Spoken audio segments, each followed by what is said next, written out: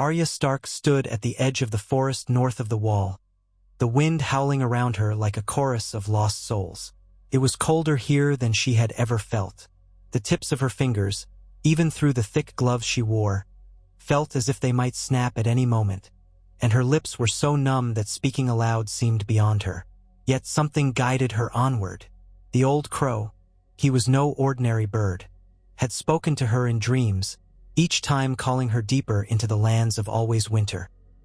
He pecked at her fears as if they were seeds scattered on snow, urging her to follow, to trust, to believe that there was a purpose behind every gust of wind that sought to freeze her bones.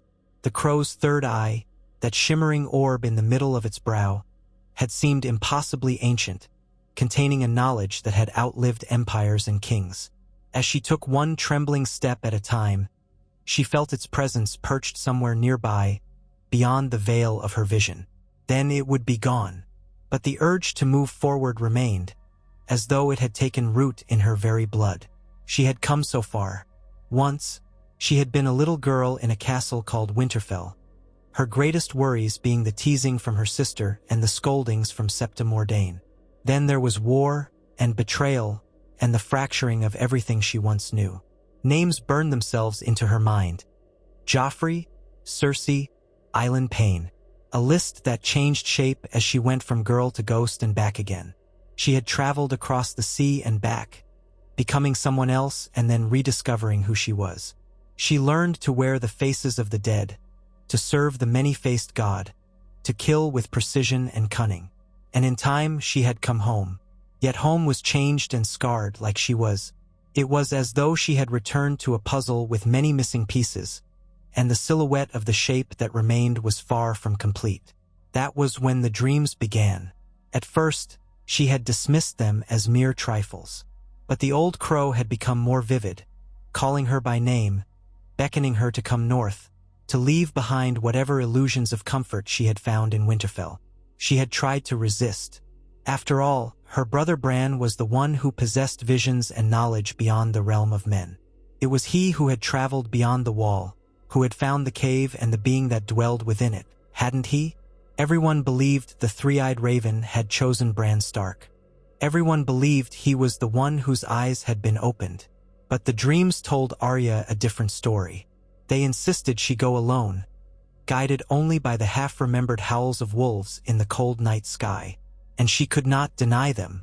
She turned her gaze to the faint shimmer of a distant sunrise piercing the horizon, the sun cresting like a blood-red crown above the endless tundra.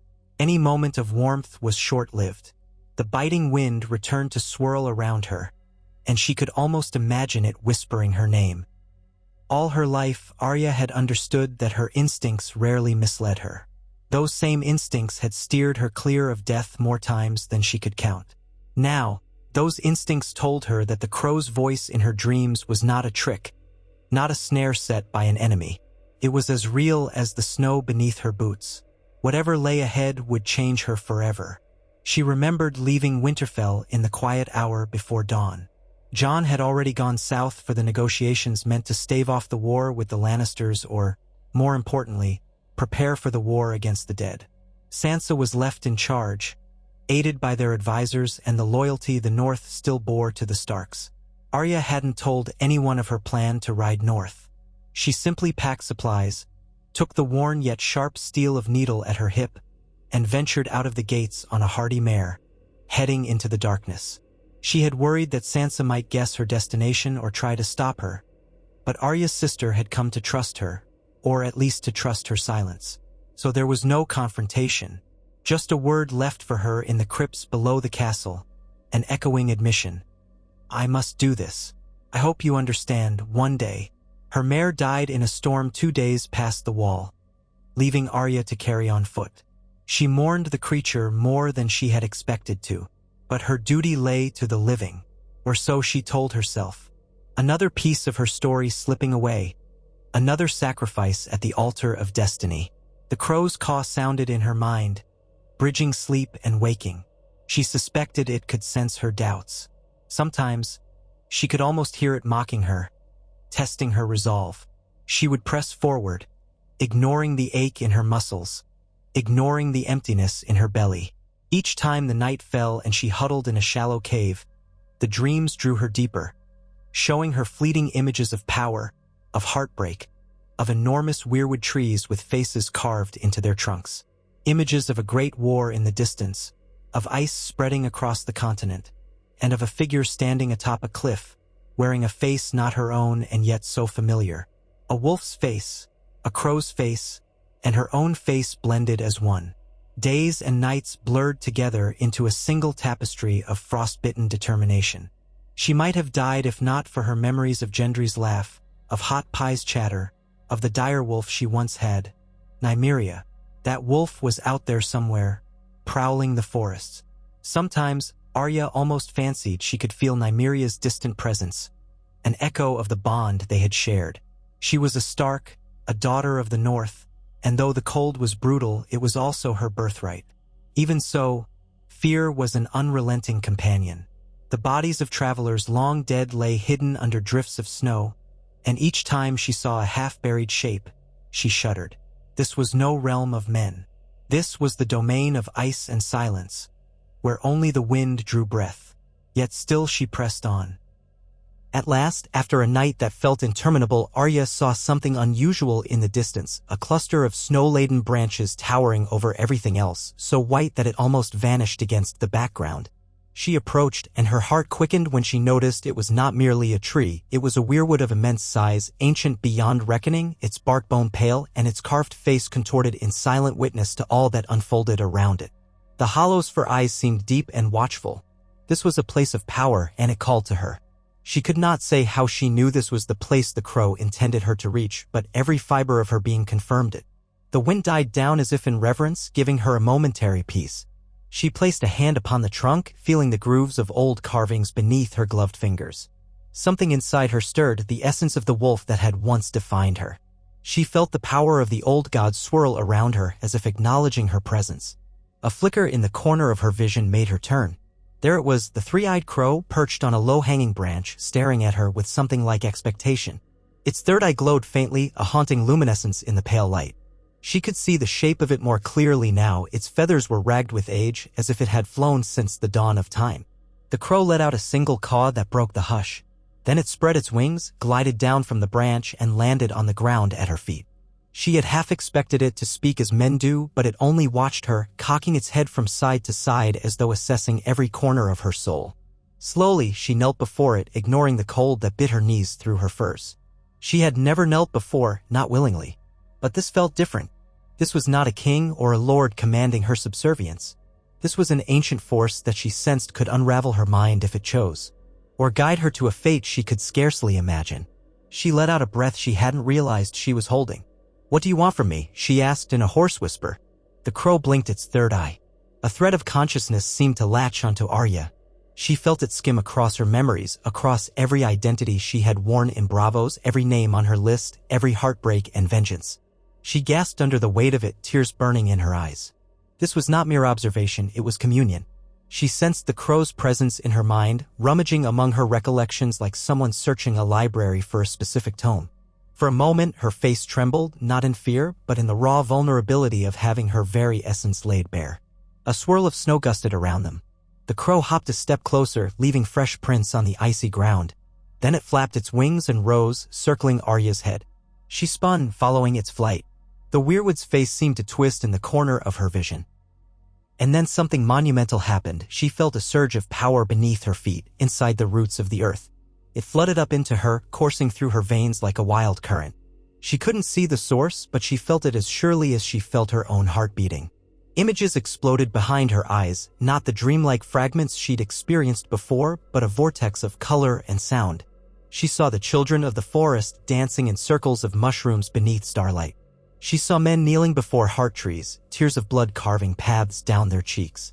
She saw dragons with scales like night skies, saw the first forging of Valyrian steel, saw the hammer that broke the ice in ages past.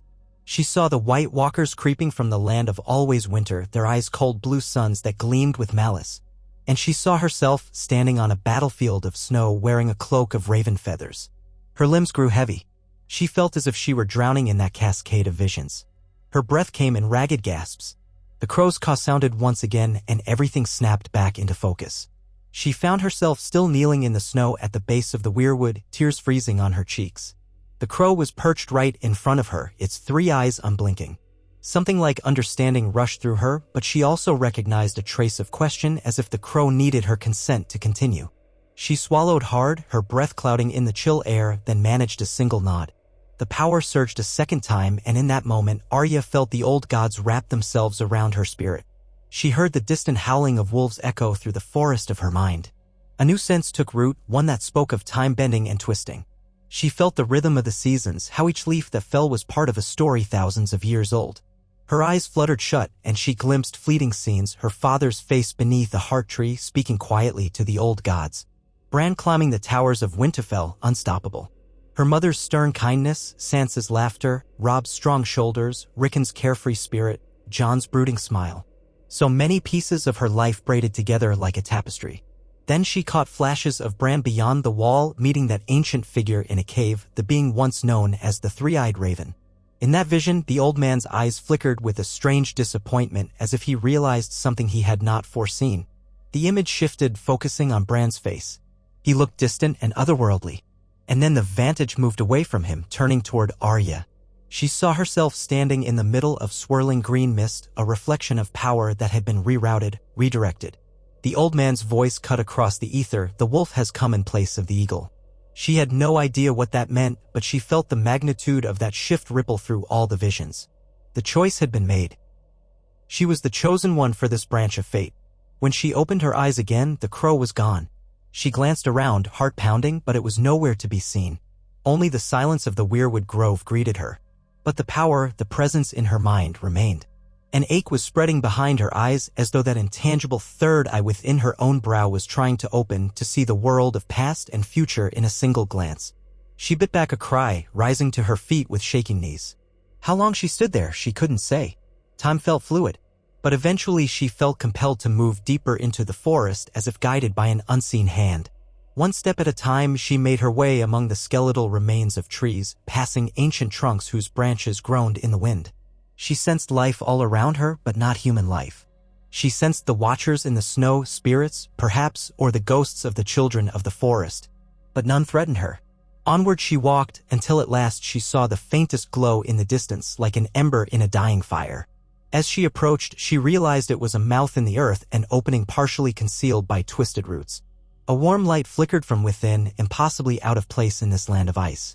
She ducked her head and stepped inside, guided by the beckoning glow. The interior sloped downward, a passage carved from rock and thick roots. The air was marginally warmer, and her stiff joints welcomed the relief. She emerged into a chamber where a small fire burned at the center, embers illuminating the walls in dancing shapes. And in the flickering shadows, she saw a hunched figure, neither man nor child, old as the bones of the world. Withered hands rested on gnarled knees. A single milky eye peered at her, the other was covered by an ancient scar. Around the figure's shoulders was a cloak of raven feathers. For a moment, Arya thought it must be the three-eyed raven she had heard so much about. But then the figure shifted, and she caught a glimpse of something else.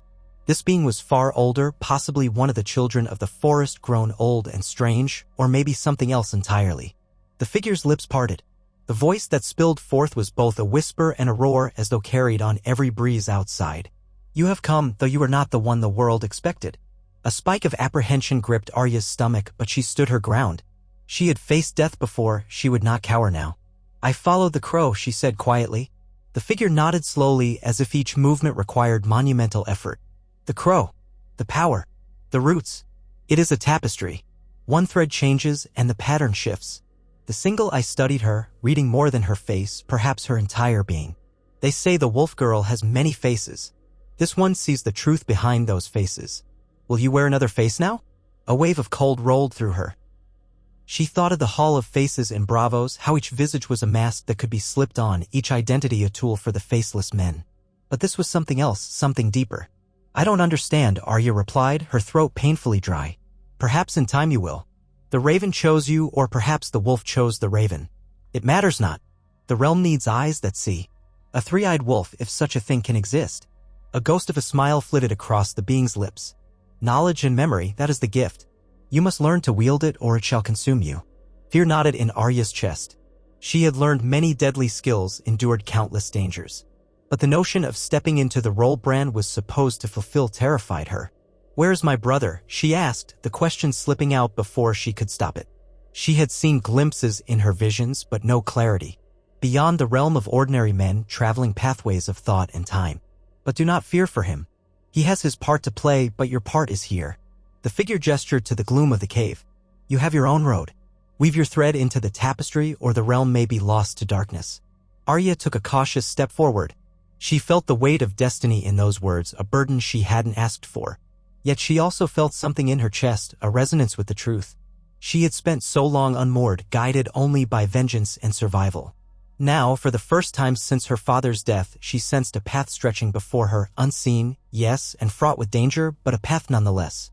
"Teach me," she whispered, voice trembling only slightly. "Teach me to see." A faint rustle stirred in the darkness of the chamber, and she realized the figure was not alone. Shapes moved along the edges, small, slight forms reminiscent of children of the forest, their eyes catching the firelight. She felt them observing her with what might have been curiosity or wariness. The hunched figure inclined its head. "We will guide you, but your journey is your own. Even the greatest teachers cannot show you all that lies beyond the door. You must step through it alone." Arya set her jaw. She was no longer the frightened girl who fled King's Landing so many moons ago. That girl had died and been reborn many times over. If the realm needed her, if her family needed her, if the old gods themselves had a purpose for her, then she would rise to meet it. She had walked through storms of blood and shadows. She would walk through this as well. "Then I will learn," she said. Needle was at her side, a reminder of her identity. She was Arya Stark of Winterfell. She was no one else. And yet she was about to become more than she had ever thought possible. The figure's single eye closed momentarily, as though in relief. "Rest now." The crow's gift unfolds slowly. "We begin at dawn." Arya's limbs quaked with exhaustion and the lingering aftershocks of all she had experienced. She settled onto a patch of ground near the fire, feeling the warmth seep into her bones. The small shapes around the walls watched silently, their presence oddly comforting. She had never been a stranger to the dark.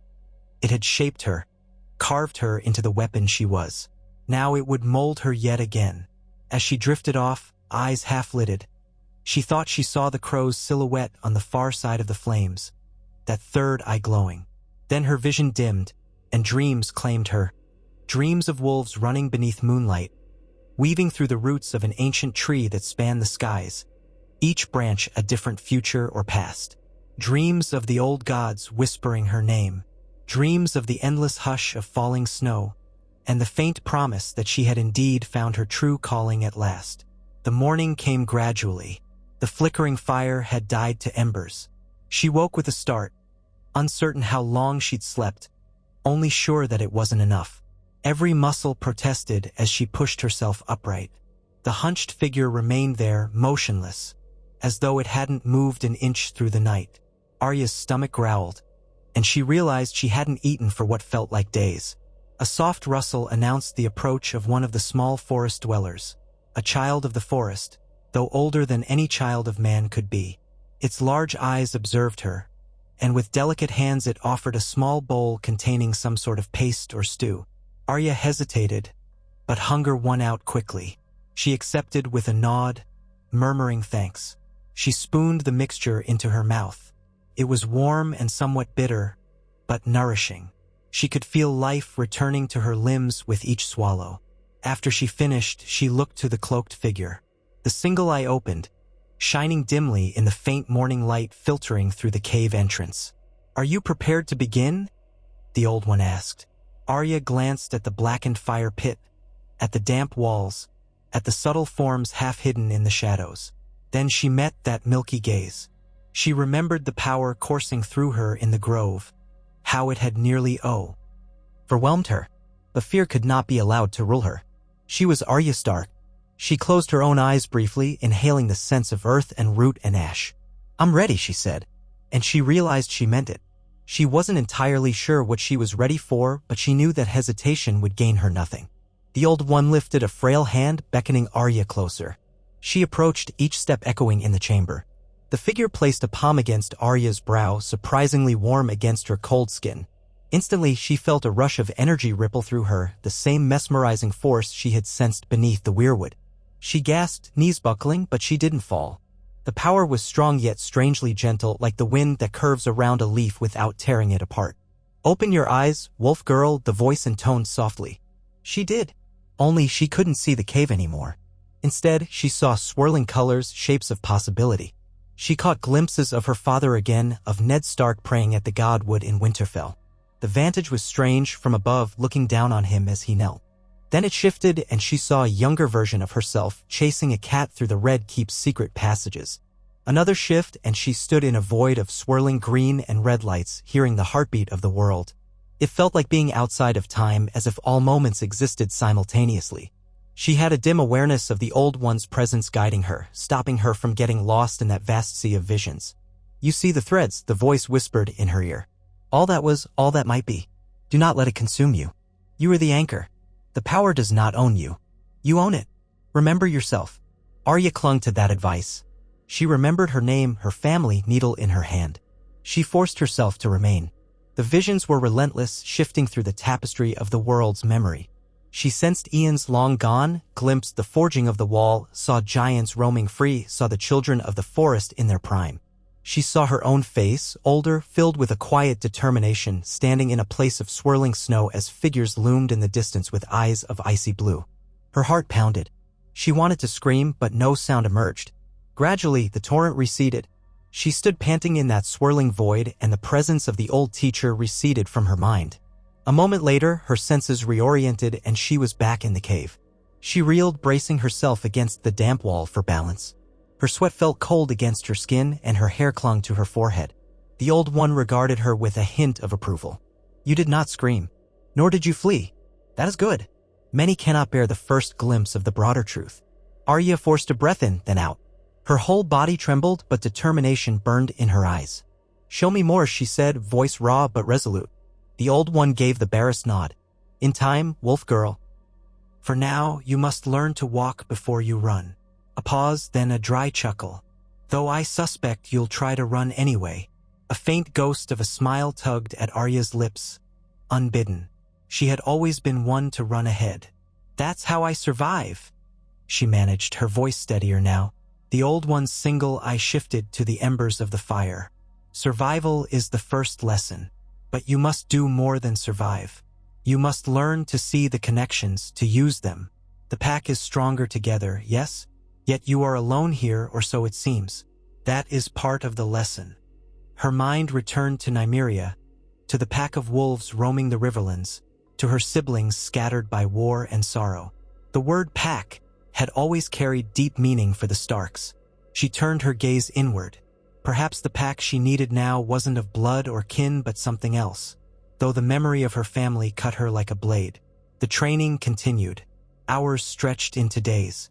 The Old One, and the smaller forest folk who seemed to hover on the periphery, showed her the secrets of slipping into the realm of the Weirwood network, where the memories of the land were held. She learned to open herself to the swirling visions without being carried away, to anchor herself with her sense of identity. Some nights she failed. She would wake up screaming from endless cycles of memory, lost in centuries that were not her own.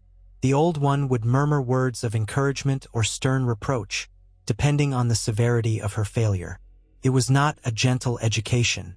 More than once, Arya found herself weeping, overwhelmed by the sheer weight of the histories she experienced. Yet each time, she rose again, fueled by the fierce resilience that had seen her through the darkest corners of the world. She realized quickly that this was only the beginning. For every step forward, there were new challenges. She sensed war brewing beyond the confines of the cave. The White Walkers, a threat that was no longer a mere legend, were advancing. She sensed them in her visions. An army of the dead, unstoppable and remorseless, their very presence draining the warmth from the air. She saw glimpses of the living men and women of Westeros scrambling to unite against them. She felt a stab of worry for Jon, for Sansa, for the North. Yet she also came to see that her training was crucial if she was to help in any meaningful way. She could not simply run back to Winterfell unprepared. She needed answers, a deeper understanding of how to combat the cold darkness that threatened to devour everything she loved. Her mind went often to Bran. She knew he had gone on this path before her, had become something both more and less than human. But the visions hinted that the crow's true choice was never as simple as it seemed. The being in the cave with Bran might have believed he was the final link in a chain. But fate had twisted, as it often did, and here she was, forging a new link. She sometimes felt Bran's presence in her dreams, distant and cool, as if he were a reflection in still water. She wondered if he sensed her, too, across the swirling currents of magic that bound the living to the old gods. But if so, he never answered. Time lost meaning in that place. She honed her abilities in silence, each day a swirl of lessons from the Old One and forays into visions that left her either gasping or reeling. She learned to warg again, a skill she'd touched before but never mastered. She found herself slipping into the consciousness of nearby animals, a raven perched on the cave's upper ledge, a small snow fox hunting beyond the trees. Each time, she returned with a deeper understanding of how tenuous identity could be, how easy it was to lose oneself in another's instincts. She felt an echo of her days at the House of Black and White, but this was far more spiritual, woven with the roots of the world. Under the Old One's guidance, she learned to direct her visions more precisely.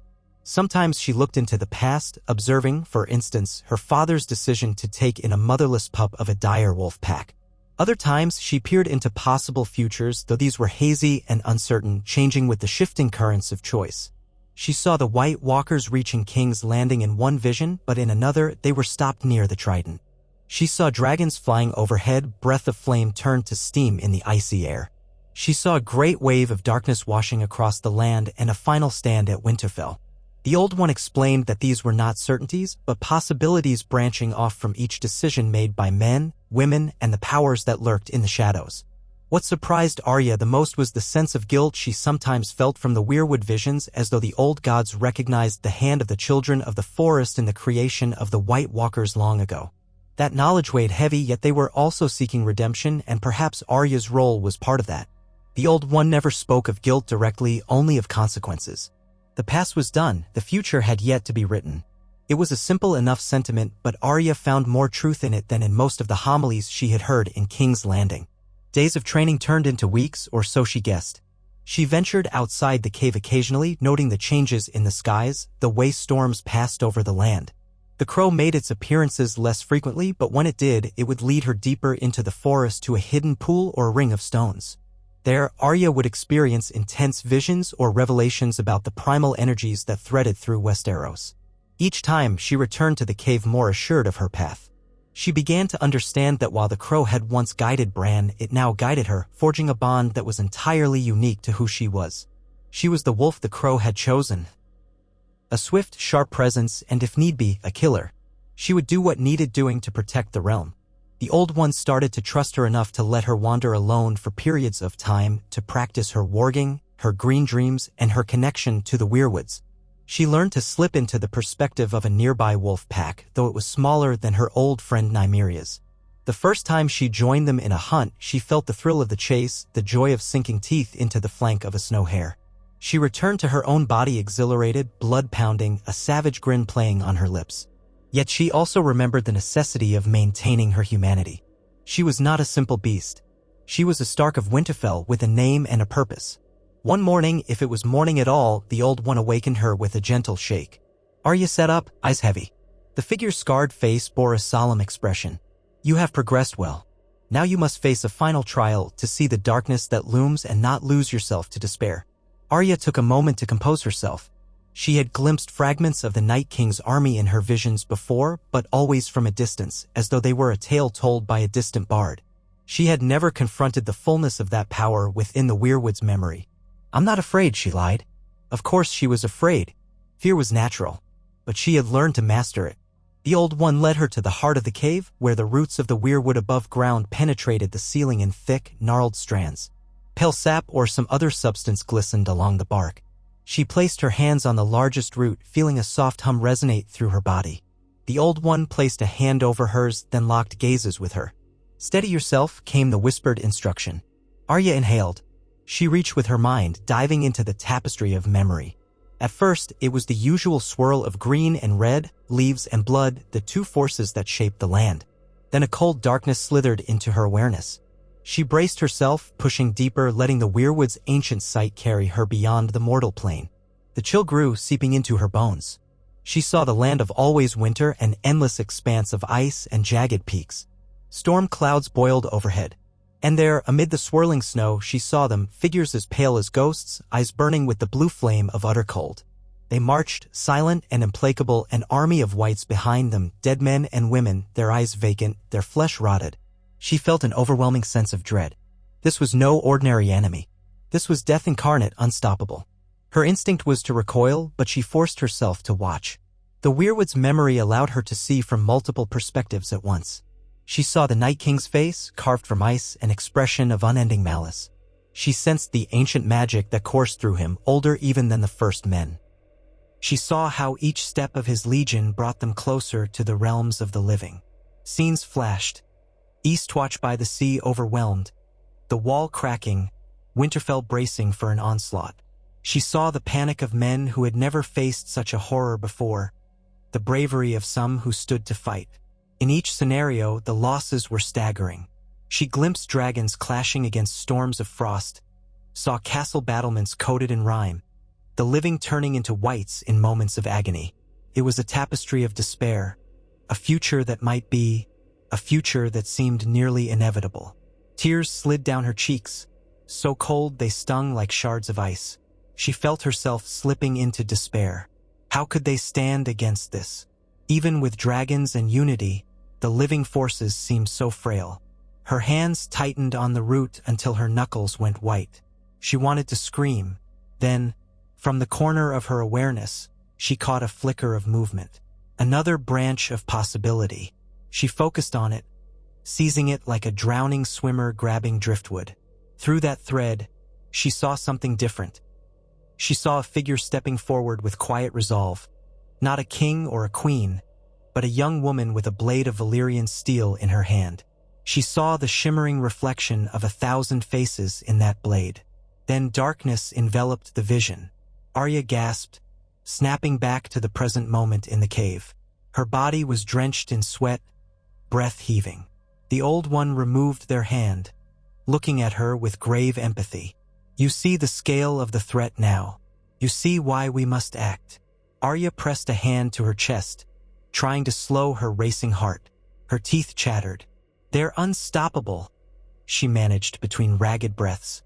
They are formidable, the Old One agreed, but not unstoppable. The living still have hope, if the right choices are made, if those with power and vision unite. She recalled that flicker of possibility, the image of a young woman with a blade. Arya suspected that might have been herself, or perhaps someone else. Either way, it meant there was a chance, even if it was a sliver of hope. Then I have to go, she said, voice hoarse. I have to warn them to fight. The Old One nodded. You have seen enough, but your training, you must not abandon it yet. The raw power could consume you if you do not learn full control. And that could doom us all. A pause followed, filled by the echo of dripping water from the cave walls. But the choice is yours. Fate does not bind you in chains. It only calls. Whether you answer is up to you. Arya closed her eyes. Responsibility warred with impatience. Every day spent here was a day the Night King's army marched closer to Winterfell, to her family. But if she left before she could wield her new gifts properly, she might be of little use.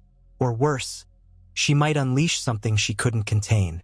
She took a long breath, then gave a curt nod. Teach me faster, then. I'll do whatever it takes. I won't let them die without a fight. A flicker of approval passed through the Old One's withered features. Very well, wolf girl. We shall make haste. And so the days of training turned more intense. Arya slept less, pushing her mind and body to their limits. She practiced warding until her temples pounded. She delved into the Weirwood visions again and again, forcing herself to confront nightmares of the long night. She learned to touch distant hearts of Weirwood trees throughout the north, gleaning what she could from each vantage. Sometimes she even glimpsed glimpses of her siblings Sansa in the great hall of Winterfell, a quiet worry behind her composed face, Jon among men from the north and beyond, forging alliances with a grim determination. Each snippet gave her a thread of connection to home, fueling her resolve. Her old instincts as a fighter never left her. She found time to practice with needle against the trunk of a dead tree outside the cave, slicing at knots of wood in quick, measured movements. The nights she didn't spend in visions, she spent huddled near the embers, haunted by the knowledge of the war to come. Her sense of identity grew in parallel with her new awareness. She was Arya Stark, the wolf who had become the crow's pupil. She was the instrument of ancient forces that demanded the living not fall to the tide of death. In her quiet moments, she wondered if she was becoming something less than human, the way Bran had been described, distant, calm, almost devoid of feeling. But then she recalled each time she thought of her family and felt that fierce love surge within her, or the burning anger at the White Walker's threat. No, she was still herself. And she would remain so. At last, the Old One declared her training sufficient to face the next stage. The moment came unexpectedly. Arya had just completed a difficult vision exercise, peering into the mind of a passing eagle high above, glimpsing the landscape far and wide, then merging that perspective with the weirwood sight. She'd returned to her body gasping for air, sweat plastering her hair to her face. The Old One approached, resting a hand on her shoulder. You have learned to see, to shift, to anchor yourself. You may not be as practiced as your brother, but you have something else, the spirit of a wolf, strong and relentless. That may prove enough. Arya stood, steadying herself. A swirl of determination flickered in her gray eyes. Then I can go south now? Indeed, came the measured reply. But beware. The realm will not be as you left it. War draws near. The living fight among themselves even as the army of the dead marches. You may find that men's hearts are often blind to the true enemy. Arya's lips tightened. Then I'll open their eyes. Or I'll do what must be done myself. A small, almost sad smile crossed the Old One's features as though they recognized the burden she carried. Go, wolf girl. The crow's eyes will follow you. Remember what you have learned. When the hour is darkest, seek the weirwood. We will guide you if we can. Arya began to gather her belongings. She had little enough to pack, just needle and the clothes on her back, along with a few furs. The children of the forest watched from the corners of the cave, offering no farewells in words, only in the silent, ancient gaze of their enormous eyes.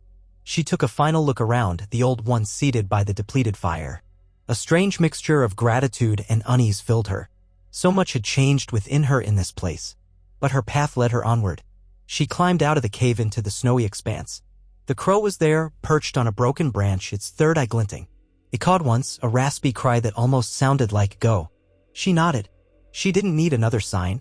Pulling her furs tighter, she set off across the frozen land, footprints crunching in new-fallen snow. Each step felt purposeful. She was heading toward Winterfell, to her family, to the war that would decide the fate of everything. The wind howled, but Arya's heart burned with a renewed flame. The weirwood's memories and the crow's power hummed beneath her ribcage, as if she carried within her a piece of that ancient knowledge. She did not know exactly how she would save the realm, only that she would do whatever it took, whether it meant slitting the Night King's throat with needle or unraveling the very magic that bound him. She was no stranger to impossible tasks. If death had a face, she would learn to wear it, use it, and cast it aside. She would preserve life in the only way she knew how, fiercely and without hesitation. As she trekked southward, the crow took flight above her, circling in lazy arcs. She welcomed its presence. She was not alone. The old gods were with her. The spirits of her family, living and dead, stood beside her in memory. She was Arya Stark, the chosen pupil of the three-eyed raven, and she had a duty to fulfill. Let the winds scream, let the snows fall, let the armies muster. She would meet them with steel and visions and the unyielding heart of a wolf. And so the new story began.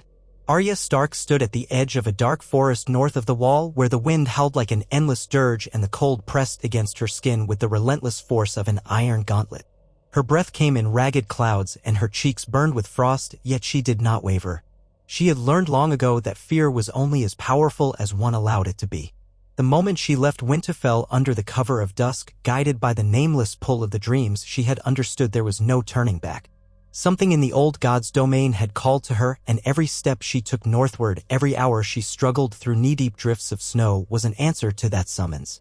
She remembered the first dream vividly, a crow with three eyes perched on a broken sword, calling her name in a voice half human, half something ancient. She had jolted awake in her narrow bed, sweat soaking the sheets despite the icy winter night. It had seemed like a trick of her imagination until the second dream came, and the third, each more vivid than the last. The crow's third eye glowed with an otherworldly light, beckoning her north, whispering secrets that thrummed in her ears even as she awoke. She tried to ignore it at first. Bran was supposed to be the one burdened with strange visions and destinies, not her. He was the one who had met the three-eyed raven and returned from beyond the wall changed. Yet these dreams would not leave her be. They clung to her mind, insistent as a blade against her throat, until she could no longer dismiss them. She snuck away from Winterfell without fanfare. Jon was gone, traveling south to negotiate alliances for a war everyone sensed was coming, though no one knew how to stop it. Sansa ruled in the North's name, wearing the responsibilities of a lady as though they were heavier than any crown. Arya told herself that Sansa would not truly try to hold her back, not if she understood how important this strange calling was, but there was no sense in testing that assumption. Better to slip out quietly, leaving behind a short note that she had to do something vital, something she couldn't explain. She took needle, a spare cloak, provisions enough to last a fortnight, and her old determination. Then she mounted a sturdy mare and rode until Winterfell was a distant shape in the blizzard-whipped dawn. Somewhere past the wall, her horse perished in a sudden storm of eerie ferocity. Ice crusted the horse's muzzle and the beast collapsed, too exhausted to continue. Arya felt a bitter pang of regret for the animal that had carried her so faithfully. But she was too far north to turn back. She pressed on foot, fighting the unrelenting cold. The land here was desolate. Snow stretched in every direction, unbroken except for the occasional outcropping of rock or the frozen remains of what might once have been trees. At times, when she stumbled over a mound in the snow and caught sight of a decayed limb or a patch of moldered cloth, she realized she was walking over graves. Others had come this far. None, it seemed, had returned alive. The first time she glimpsed the three-eyed crow outside her dreams was at dusk. The sky was bruised with purple and black, and she had taken shelter in a small hollow under a jutting stone. She looked up, and there it was, perched on a branch of gray wood, silhouette stark against the sky. Its feathers were ragged, and its middle eye flickered with a faint gleam. She almost thought it smiled. Then it cawed once and vanished into the gloom, leaving her trembling for more than the cold. Something drew her onward, deeper into the silent land. Days blurred into an endless march, her feet leaving tracks that the wind quickly erased. Every time she thought she must turn back or die, she felt a sharp, insistent tug in her chest as if invisible strings pulled her forward. She recalled each narrow escape she'd had in her life, fleeing King's Landing, crossing the war-torn riverlands, braving the House of Black and White in Bravos. This was different. This was a confrontation with a force older and more secretive than any assassin's guild or vengeful monarch. Yet Arya did not balk. She had learned to kill, to hide, to survive. If she had to, she would learn whatever else was required. She woke one morning, or guessed it was morning, for the sky was permanently choked with heavy clouds, to see something looming on the horizon. As she approached, she discovered it was a massive weirwood tree, taller than any she'd seen before, its trunk gnarled and white as bone. The carved face upon it was etched with the same solemn sorrow that decorated the heart trees of the north. The hollows of its eyes seemed deeper, though, and the red sap that leaked from them formed rivulets down the trunk like half-frozen tears. The crow was waiting there, perched on a low branch. She heard its caw echo across the frozen plain, and she followed the sound to the base of the tree. When she laid a gloved hand on the weirwood's trunk, she felt power surge into her, sharp and ancient as the chill air. Her vision blurred. She inhaled sharply, the taste of ice and cedar on her tongue. Then, as though commanded, she knelt in the snow. The wind died around her, leaving a hush so profound that she heard the hammering of her own heartbeat. She was not one to kneel. Yet in this moment it felt strangely right, as though she were acknowledging the presence of something that dwarfed all mortal titles. A swirl of images flooded her mind, wolves running through forests of pine and fir, stark silhouettes against moonlight. Faces of her family flashed before her. Ned's quiet dignity, Catelyn's anxious love, Robb's fierce loyalty, Sansa's proud bearing, Bran's distant gaze. She sensed them all, woven into the tapestry of this sacred place. Then the visions shifted to show her things she didn't understand.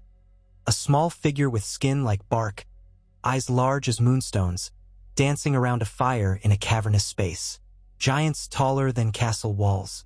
A swirl of steel forging Valyrian blades. A glimmer of something in the far north, blue-eyed shadows moving at the edge of sight. Fear seized her heart, but before she could tear away, the crow cawed once more and released her. She gasped, falling forward to brace herself against the tree. The crow hopped onto the snow in front of her, tilting its head as if to examine her. Then it flapped its wings, a single beat that scattered fresh powder into the air. A moment later, it took flight, circling overhead with a low, rasping call before gliding northward. Her limbs felt like lead, but she pushed to her feet. If she had come this far, she could go farther. She followed. Eventually, The crow led her to a small cave mouth concealed by snaking roots of another ancient weirwood. Warmth flickered from within, the light of a hidden fire.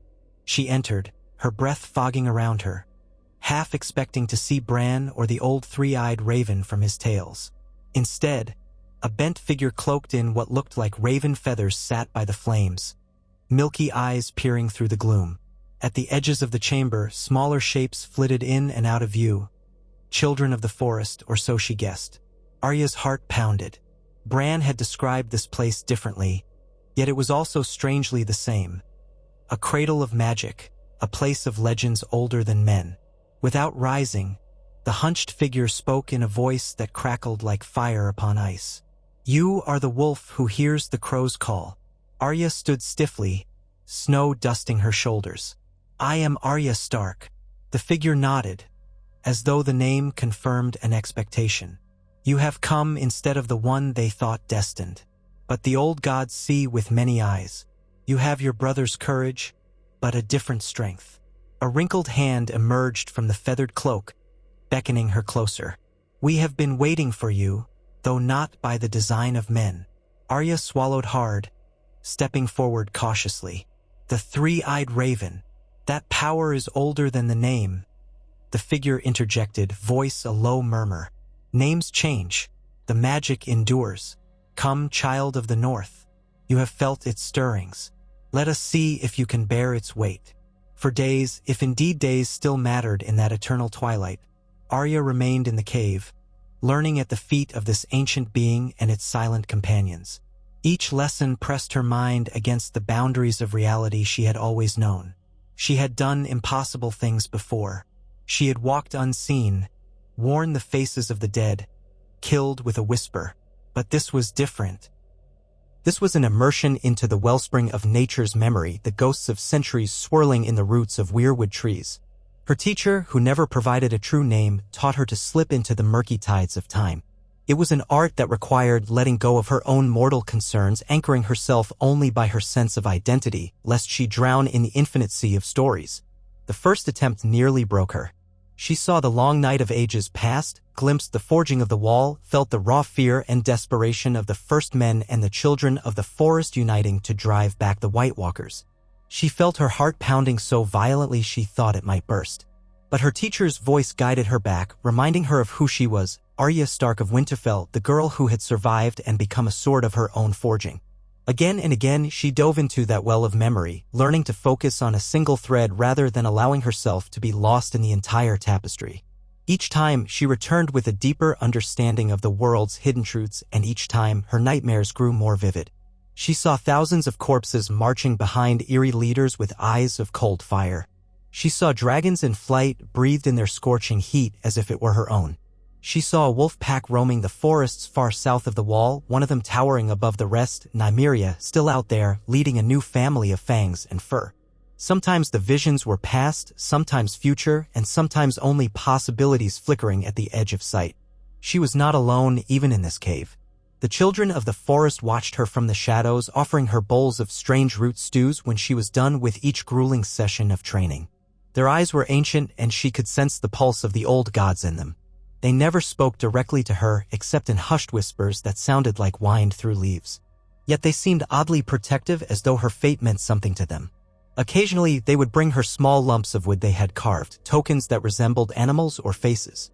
She kept these near her sleeping place, uncertain of their purpose but grateful nonetheless. Over time, she relearned how to warg, truly warg, in a way that exceeded her youthful, untrained experiences. She had once slipped inside the skin of her dire wolf pup, Nymeria, fleetingly. Now she went into the mind of a raven perched at the cave mouth, seeing through its beady eyes as it soared above the canopy of ghostly white trees. She experienced the staccato pace of a snow fox on the prowl, picking up the scent of prey scurrying beneath the drifts. Each journey changed her. Each time she fought to maintain her sense of self, for losing it in an animal's mind was as dangerous as drowning. Her teacher watched these excursions with an impassive, judging gaze. "You have the wolf's will," the ancient figure said one evening as she emerged gasping from the mind of a hibernating bear. "You do not yield. That is your strength and your potential downfall." Arya brushed tangled hair from her face, sweat chilling against her skin. "I won't lose myself," she said flatly. A faint, knowing smile touched the teacher's lips. You are certain of much, but the river of knowledge can sweep away the strongest swimmer. Beware the confidence. Despite the warning, Arya persevered. She remembered the faces of those she loved, the promises she had made silently to protect them. The threat of the White Walkers was no longer a rumor in her eyes. It was a memory she had witnessed through the weirwood, a reality creeping toward the living with unstoppable hunger. She saw glimpses of them in the dreams that troubled her sleep, an army of dead men with eyes like azure embers, their silent march shaking the earth. She saw the Night King, tall and terrible, with a crown of ice upon his brow. She felt an ache of despair each time, yet also a spark of defiance. She had lost too many people already. She refused to lose the world too. One day, her teacher told her she was ready to see the full scale of what was coming. Through the weirwood's power, Arya witnessed a vision of the wall cracking under some unknown cataclysm, shards of ice tumbling as whites poured through. She saw Eastwatch battered into rubble by an onslaught that blended snowstorms and something else, something she half recognized as dragonfire gone dark. Men and women, wildlings and northerners, knights of the south, all raised swords and spears in a frantic stand. Yet still the tide of death advanced. In one flicker, she watched Winterfell's courtyard filled with the moans of the slain. In another, a swirl of darkness consumed the Red Keep, leaving behind a city of ghosts. The dead marched unstoppable. Arya yanked herself out of the vision with a sharp cry, sweat matting her hair. Her breathing was ragged, her limbs trembling. The teacher placed a hand on her shoulder, the weight of it surprisingly comforting. Now you understand what is at stake. Do not let fear consume you. Use it. How she rasped, voice shaking. I can see the path of doom in 1,000 variations. How do I stop it? You see possible futures. Fate is not fixed, though some threads run stronger than others. If men unite, if the power of dragons and the cunning of wolves converge, the tide might be turned. You have a role to play. Arya closed her eyes and recalled the dream of the crow beckoning her with that unearthly third eye. It had chosen her, not Bran. Why? She felt unworthy, but that scarcely mattered now. The burden was hers to carry, and the realm had little time. I need to go back, she said through gritted teeth. I need to tell them. Show them. In time, her teacher replied softly. But you have not mastered the crow's gift. If you leave too soon, you may endanger all. That was the tension haunting her every waking moment. She knew each day spent honing her powers was a day the army of the dead drew closer to the living. Yet the teacher was right. If she left unprepared, the knowledge she carried might be useless, or might break her at the critical moment. Gritting her teeth, Arya continued her studies with single-minded resolve. Her body grew leaner, her eyes more intense, as though the gray in them had deepened into storm clouds. She scarcely slept unless exhaustion forced her to. Even then, her dreams were a tumult of glimpses. Sansa in Winterfell's great hall, pacing beneath the banners of House Stark. Jon meeting with lords and ladies in a smoky war council.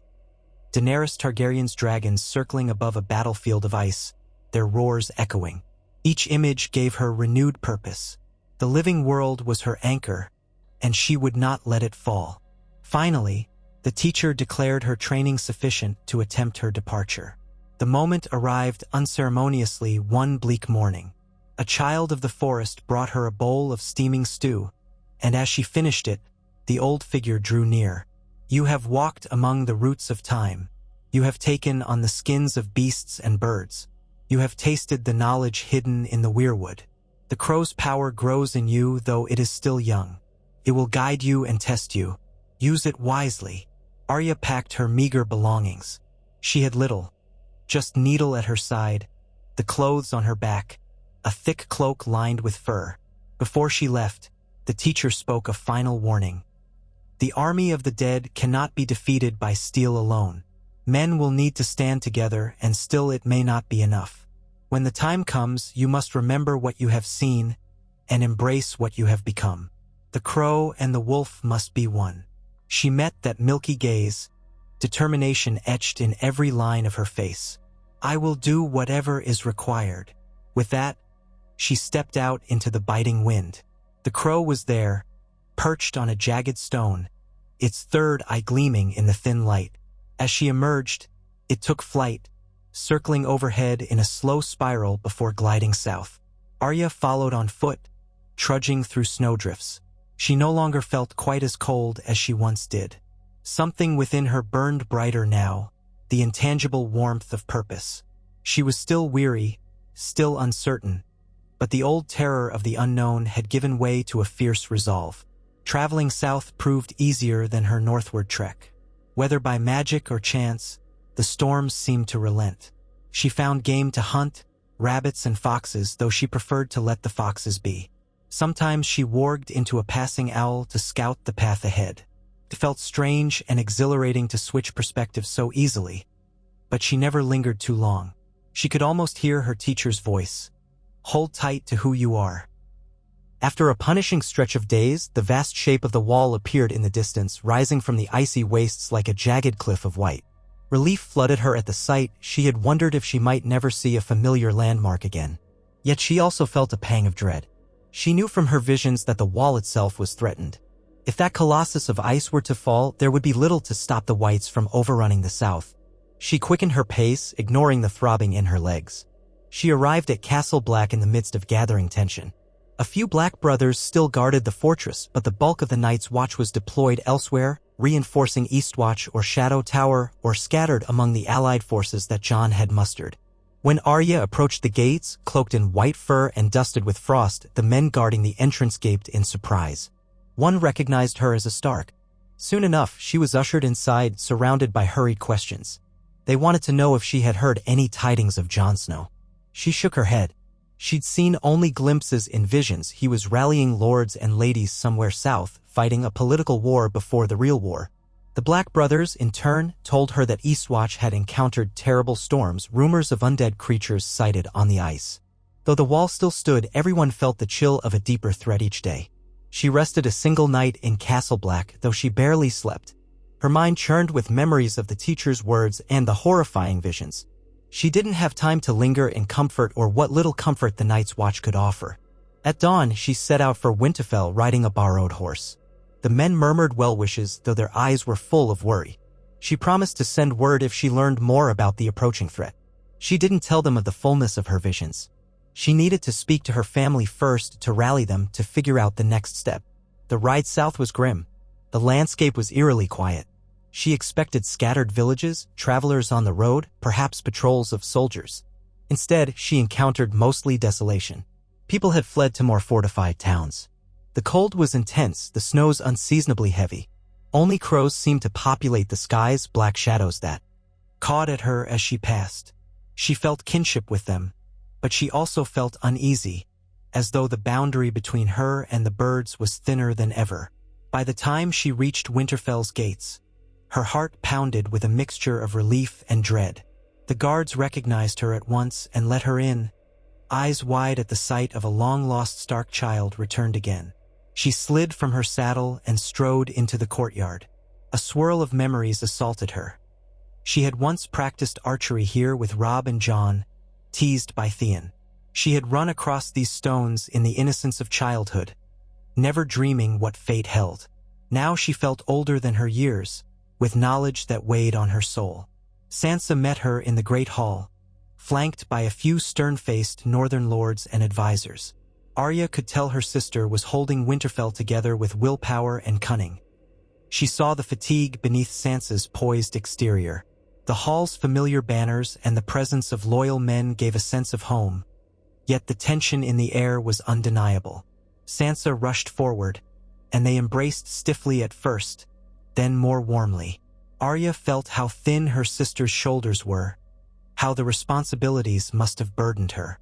"Arya," Sansa said, voice trembling slightly. "We feared the worst." Arya nodded, stepping back. "I had to go north. I had visions, dreams." She hesitated, uncertain how much she should reveal in front of the lords. "Where's Jon?" Sansa's expression flickered. "He's gone south. Rumor says he's on Dragonstone, trying to forge an alliance with Daenerys Targaryen. But we've had no raven in some time." She paused, searching Arya's face. "You know about the dead? The White Walkers?" "Yes," Arya answered, voice tight. "I've seen them." At that, a whisper rippled through the gathered lords. Some looked fearful, others defiant, and a few unconvinced. Sansa gestured for everyone to be seated. Hot spiced wine was brought to chase away the chill. Arya scarcely tasted it. She sat by the fire, eyes fixed on Sansa's, explaining in halting words that she had discovered a deeper well of knowledge beyond the wall, how the White Walkers were advancing faster than most realized, how Eastwatch might be the first to fall. She didn't speak of the ancient teacher or the deeper powers she had learned to wield, at least not in detail. That was not for every ear. Sansa nodded gravely, absorbing the news. "We've been fortifying Winterfell," she said. "We've sent ravens to every corner of the north. The lords rally to our cause, but some still question the urgency. We need proof." Arya clenched her fists. "When the dead stand at our door, it'll be too late for doubters."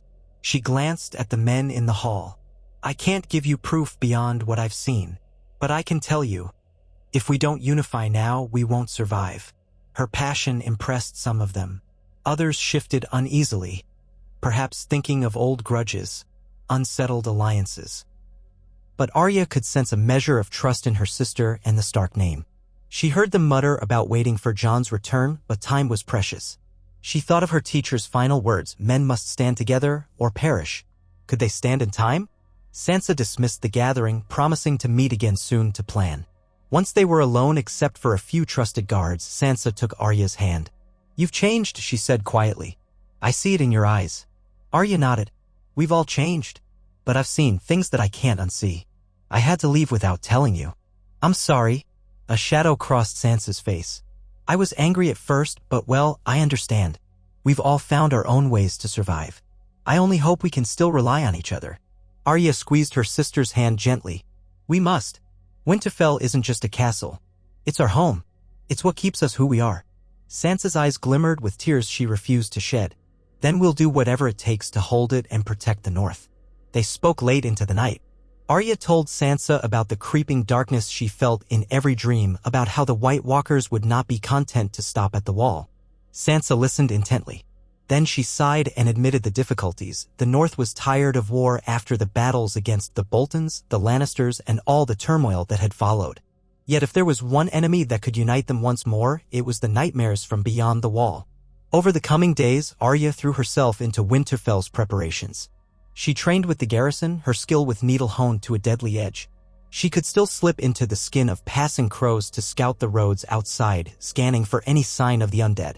Each time she soared on black wings above the walls, she felt a heady mixture of freedom and dread, reminding her of her teacher's words. She sensed that she had only begun to scratch the surface of her powers, but even a fraction of the weirwood's insight was enough to show her how dire the situation was. Ravens arrived sporadically, some from the Vale, some from the Riverlands, all carrying conflicting news of battles and alliances. The name Daenerys Targaryen appeared in many letters, along with mention of dragons. Some lords were aghast at the notion of trusting Targaryens again. Others clung to the hope that living dragons might be the key to fighting an army of ice and death. Arya found herself remembering her visions of swirling flame clashing with storms of frost. Perhaps that was their best hope, even if it meant forging uneasy ties with a queen she had never met. Weeks passed and winter deepened. Snow piled high against the courtyard walls. Torches burned day and night, as though frightened of the gloom that crept in at every hour.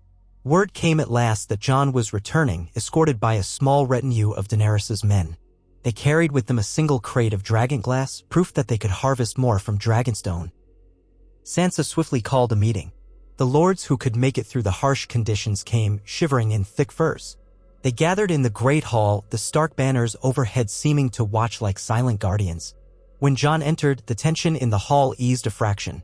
He was not the king in the north by birth, but he carried the mantle well enough that few cared about the technicalities anymore. Arya noticed how weary he looked, how the burdens of leadership had carved new lines into his face. She also noticed the presence of several unfamiliar figures behind him, men and women wearing black and red sigils. She realized with a start that one of them was the hand of the Queen, Tyrion Lannister, if the rumors were true. A Lannister in Winterfell seemed a bizarre omen. Yet Arya had learned long ago that alliances took strange forms in desperate times. Jon greeted Sansa with a warm embrace. Then he looked over her shoulder and saw Arya standing by the hearth. A flicker of relief and emotion crossed his face. He strode toward her, and they embraced tightly, each keenly aware of how many times they had thought they would never see each other again. For Arya, it was a balm to her tense spirit. In that moment, they were brother and sister, safe in their childhood home. But the respite was brief. The world weighed heavily on them both. They spoke quietly in a corner of the hall while the other lords mingled with the new arrivals. Jon explained that Daenerys Targaryen wanted to help fight the White Walkers, but she also wanted fealty in return.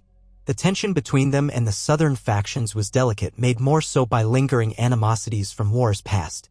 Yet Jon believed that only a united force of dragons, northerners, and any other living souls willing to stand together could possibly turn back the dead. Arya confirmed that from her own experiences. She saw the shadow of fear in Jon's eyes when she spoke of what she had witnessed beyond the wall.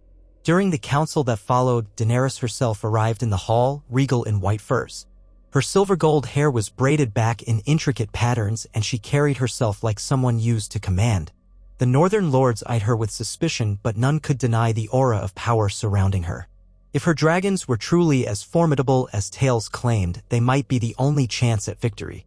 Arya stood by Jon's side while they discussed the logistics of forging weapons from dragoglass, training new recruits, and sending word to any allies who might still be rallied. The conversation was fraught with tension. Some northern lords complained bitterly that they should trust no Targaryen. Others insisted that ancient grudges meant nothing against an army of corpses. Sansa maintained a poised neutrality, refusing to let chaos take the meeting. Daenerys spoke calmly, asserting that she had already lost too much to see the world consumed by the dead.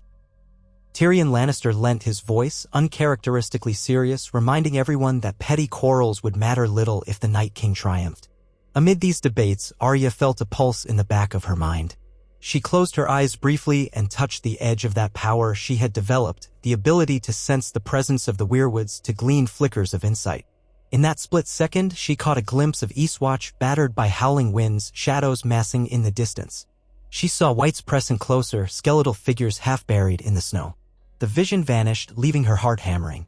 She spoke up, interrupting the council with a warning that the undead might strike Eastwatch sooner than anyone expected. Some were skeptical. How could she know this? But Jon trusted her. Sansa supported her. Daenerys narrowed her eyes, intrigued by how certain Arya sounded.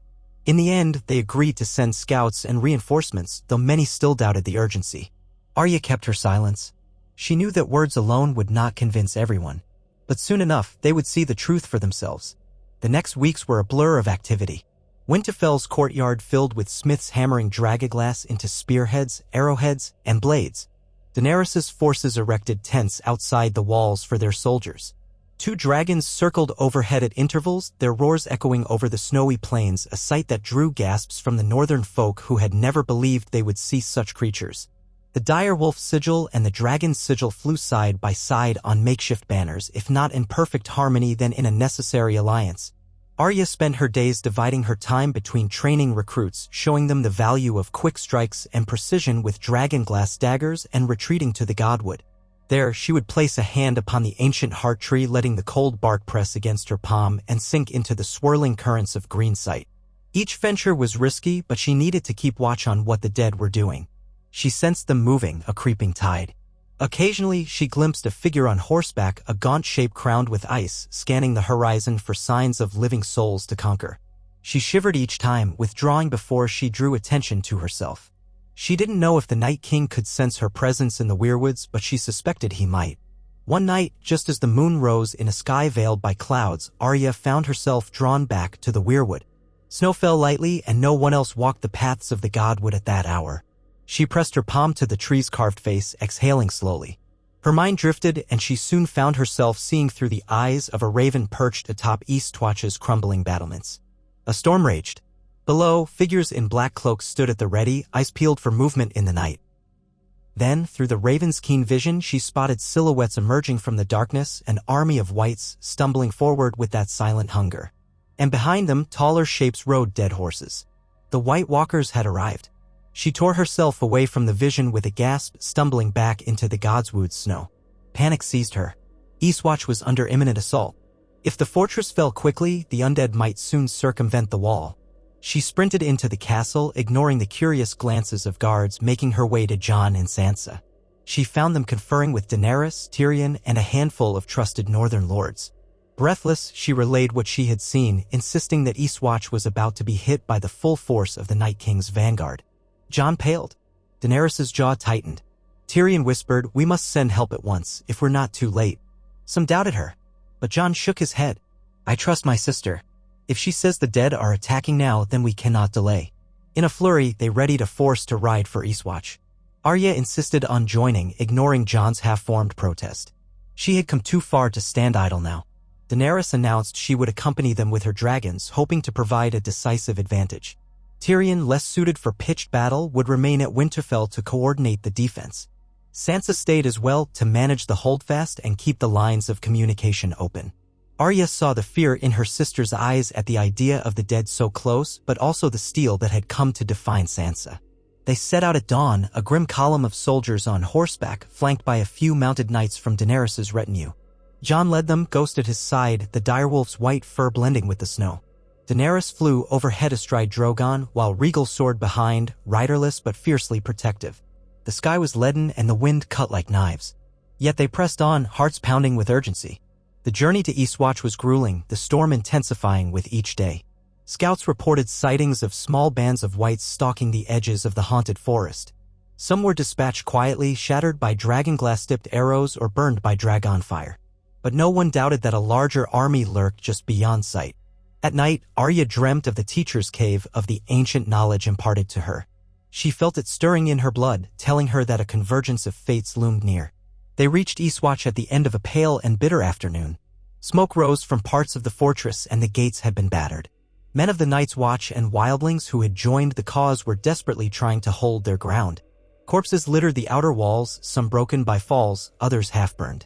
The undead had come in force, only to be momentarily driven back by the arrival of dragonfire.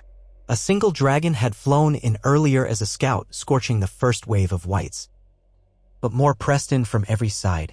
Jon's force plunged into the fray without hesitation. Snow whipped around them as Daenerys and her dragons roared overhead, unleashing torrents of flame that lit the gathering twilight with infernal brightness. Arya found herself dismounting, her breath ragged in the cold, brandishing needle. A pair of whites lunged at her, their dead hands grasping.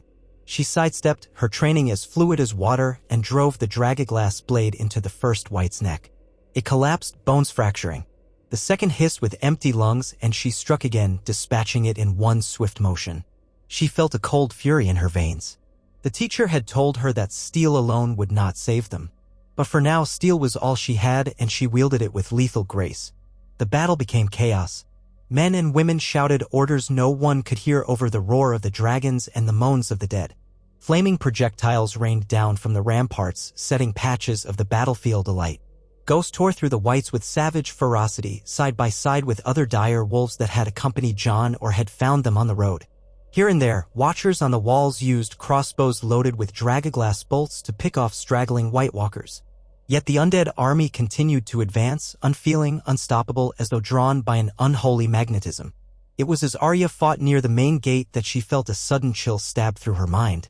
She spun to see a White Walker approaching, a tall figure with skin like frost, armored in a strange, pale metal. Its eyes glowed blue as the heart of a glacier. It carried an icy spear, and its expression was one of malevolent calm. Fear flickered through Arya, but she steadied herself. She had killed before, many times. She had worn faces. She had no illusions about what she faced now, yet part of her recognized that this was death incarnate. The walker lunged with supernatural speed. Arya danced aside, her body moving with the reflexes of years spent training and surviving. She slashed with needle, but the walker deflected the blow as though it were a child's strike. Icy shards splintered from the clash, and a numbing pain shot through her arm. The walker advanced again, each step echoing with a grinding whisper of frost. Summoning her courage, Arya reached inward, brushing the edge of that power that let her slip between forms. She didn't warg into a beast, not fully. Instead, she drew upon the heightened senses of the crow and the wolf, feeling the swirl of winter's energy around her. Her vision sharpened. Time seemed to slow. The walker struck again, but she leapt aside in a fluid motion, rolling across the snow. She came up behind it, aiming a precise thrust of her dragonglass dagger. The creature twisted, narrowly avoiding a fatal blow, but not entirely. A shard of the dragonglass sliced across its ribcage, sending cracks of blue light rippling through its form. It hissed, an otherworldly sound that raised every hair on her neck. For a moment, it looked genuinely angered, as if no mortal had ever dared wound it before. It turned its terrible gaze on her. She could see her reflection in those crystalline eyes, small and defiant. It drew back its spear, preparing a lethal strike. But then a blaze of dragon fire engulfed the walkway behind them, momentarily blinding both Arya and the walker. The heat was so intense it felt like her skin might melt. She saw the walker recoil, stepping away from the flames. Seizing that opening, she lunged with every bit of speed she had, driving the dragaglass dagger directly into the walker's back, just below the nape of its neck. A soundless shudder ripped through the air. The walker's body fractured into 1,000 icy shards, disintegrating before her eyes. She stumbled back, panting, half expecting it to reform. But it was gone. She looked at her dagger, the edge chipped and steaming, still intact. She allowed herself a brief exhale of relief. Around her, whites collapsed as well, those that this walker had animated, turning to dust and bone. Yet the victory was small and temporary. She heard a mournful horn echo from the ramparts, and the swirl of wind carried the voices of men shouting that another wave of the undead was approaching from the east. The fight continued, relentless. Above, Drogon and Regal unleashed torrents of flame, incinerating entire swaths of whites. But the White Walkers were clever. They spread their forces, forcing the dragons to chase multiple targets. Jon fought on a nearby battlement, Longclaw flashing in arcs of steel. Eastwatch itself trembled under the weight of the assault. More sections of the wall began to crumble. Arya felt exhaustion creeping in, but she would not yield. She pressed on, her body a conduit for the primal energy that tingled at the back of her mind. She couldn't truly unravel the White Walker's magic alone, not yet, but she could stand as a living shield, cutting down any who threatened her people. At last, the tide began to ebb. Under the combined might of the dragons and the resolute defenders, the undead assault faltered. Some White Walkers withdrew into the swirling darkness, taking a portion of the whites with them. Patches of charred ice and snow marked where dragon fire had scorched the earth. The gates of Eastwatch were left half-ruined, the courtyard littered with shattered bodies. Moans of the wounded filled the cold air. Jon called a retreat inside the fortress walls to regroup. Daenerys landed Drogon in a cramped courtyard, the beast snarling at every shadow. Soldiers rushed to close what remained of the gates. Arya, shoulders heaving, stood with needle dripping with half-frozen ichor. Ghost limped at Jon's side, blood staining the fur of his flank. No one cheered. This was only a temporary reprieve. The White Walkers had tested their defenses and pulled back, but that did not mean they were gone. In the hours that followed, the defenders patched wounds, tallied their losses, and rebuilt fortifications where they could. Fires were lit to ward off the chilling grip of night. Jon convened a hasty war council in one of Eastwatch's least damaged towers. Daenerys stood by a hearth, arms crossed, her expression grave. Several Night's Watch officers were present, as well as wildling leaders. Arya paced by the small window slit, occasionally glancing into the swirling snowfall outside. They discussed what to do next. Some wanted to push the advantage, chase after the retreating undead. Others believed their best bet was to hold Eastwatch, but the fortress was in ruins. Jon argued that they needed a better stronghold. Daenerys spoke of leading the undead into open ground where the dragons could be most effective. Tormund, scarred and grim, pointed out that the White Walkers would not be fooled by simple tactics. They commanded the storm, and if the dragons were separated by the weather, they could be vulnerable. Arya interjected quietly that the teacher had told her steel alone would never be enough. Even dragons might not suffice if the White Walkers brought the full measure of their ancient power. Jon frowned, asking what she meant. Arya hesitated, not wanting to reveal the entire nature of her training in front of so many. But she explained that there existed a deeper magic in the north, tied to the weirwoods and the old gods, something that had once helped drive back the darkness thousands of years ago. She suggested that the key to defeating the Night King might lie in harnessing that same magic. Daenerys listened, brow furrowed. Jon looked uncertain but curious. Before they could discuss more, a scout burst into the tower, half frozen but with panic burning in his eyes. "The undead are on the move again," he gasped, circling from the west. Weariness settled over them like a shroud, but there was no time to rest. They prepared for another assault, but this time the White Walkers did not come in a massive wave.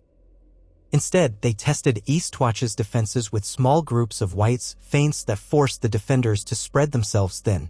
A sense of foreboding crept into every corner of the fort. The storm grew fiercer, howling against the walls. The night seemed endless. Arya found herself running from one section of the battlements to another, cutting down stray whites that found a foothold. Everywhere, men and women fought with grim resolve, though their limbs were numb with cold and exhaustion. Then, near dawn, came a roar unlike any other. Arya's blood froze. She looked to the sky and saw a shape moving through the storm clouds, something massive with wings of tattered ice. Her heart lurched as a memory surfaced from the weirwood's visions, a dragon twisted by death. Atop the undead creature rode a figure crowned with ice. The Night King himself. A wave of terror rippled through the defenders. Even Daenerys's dragons shrank back, uncertain in the face of this abomination. Moments later, the undead dragon opened its maw, unleashing a torrent of blue flame that slammed into one of Eastwatch's towers, shattering it instantly. Panic erupted. Stones rained down, crushing defenders. Fire of an unnatural hue spread across the courtyard.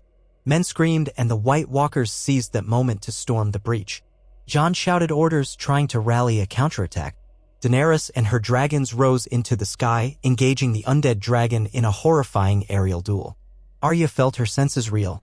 She had known, from the teacher's cryptic hints, that the Night King possessed unimaginable power. But to see it was another matter. The entire fortress quaked under the dragon's assault. Arya pushed through a wave of whites, slashing with needle, ignoring the stench of death. A swirl of black wings overhead told her that the crow was near, or that she was unconsciously touching her powers. In the chaos, she caught sight of the Night King on his terrible mount, leveling that icy glare at Daenerys. The living dragons roared, diving to meet the undead beast, flames colliding with frost in a thunderous crack. The sound was deafening. Jon rushed into the open courtyard, brandishing Longclaw. Ghost snarled at his side. The Night King let loose another bolt of icy flame that barely missed them. The ground where it struck exploded in a shower of stone and snow.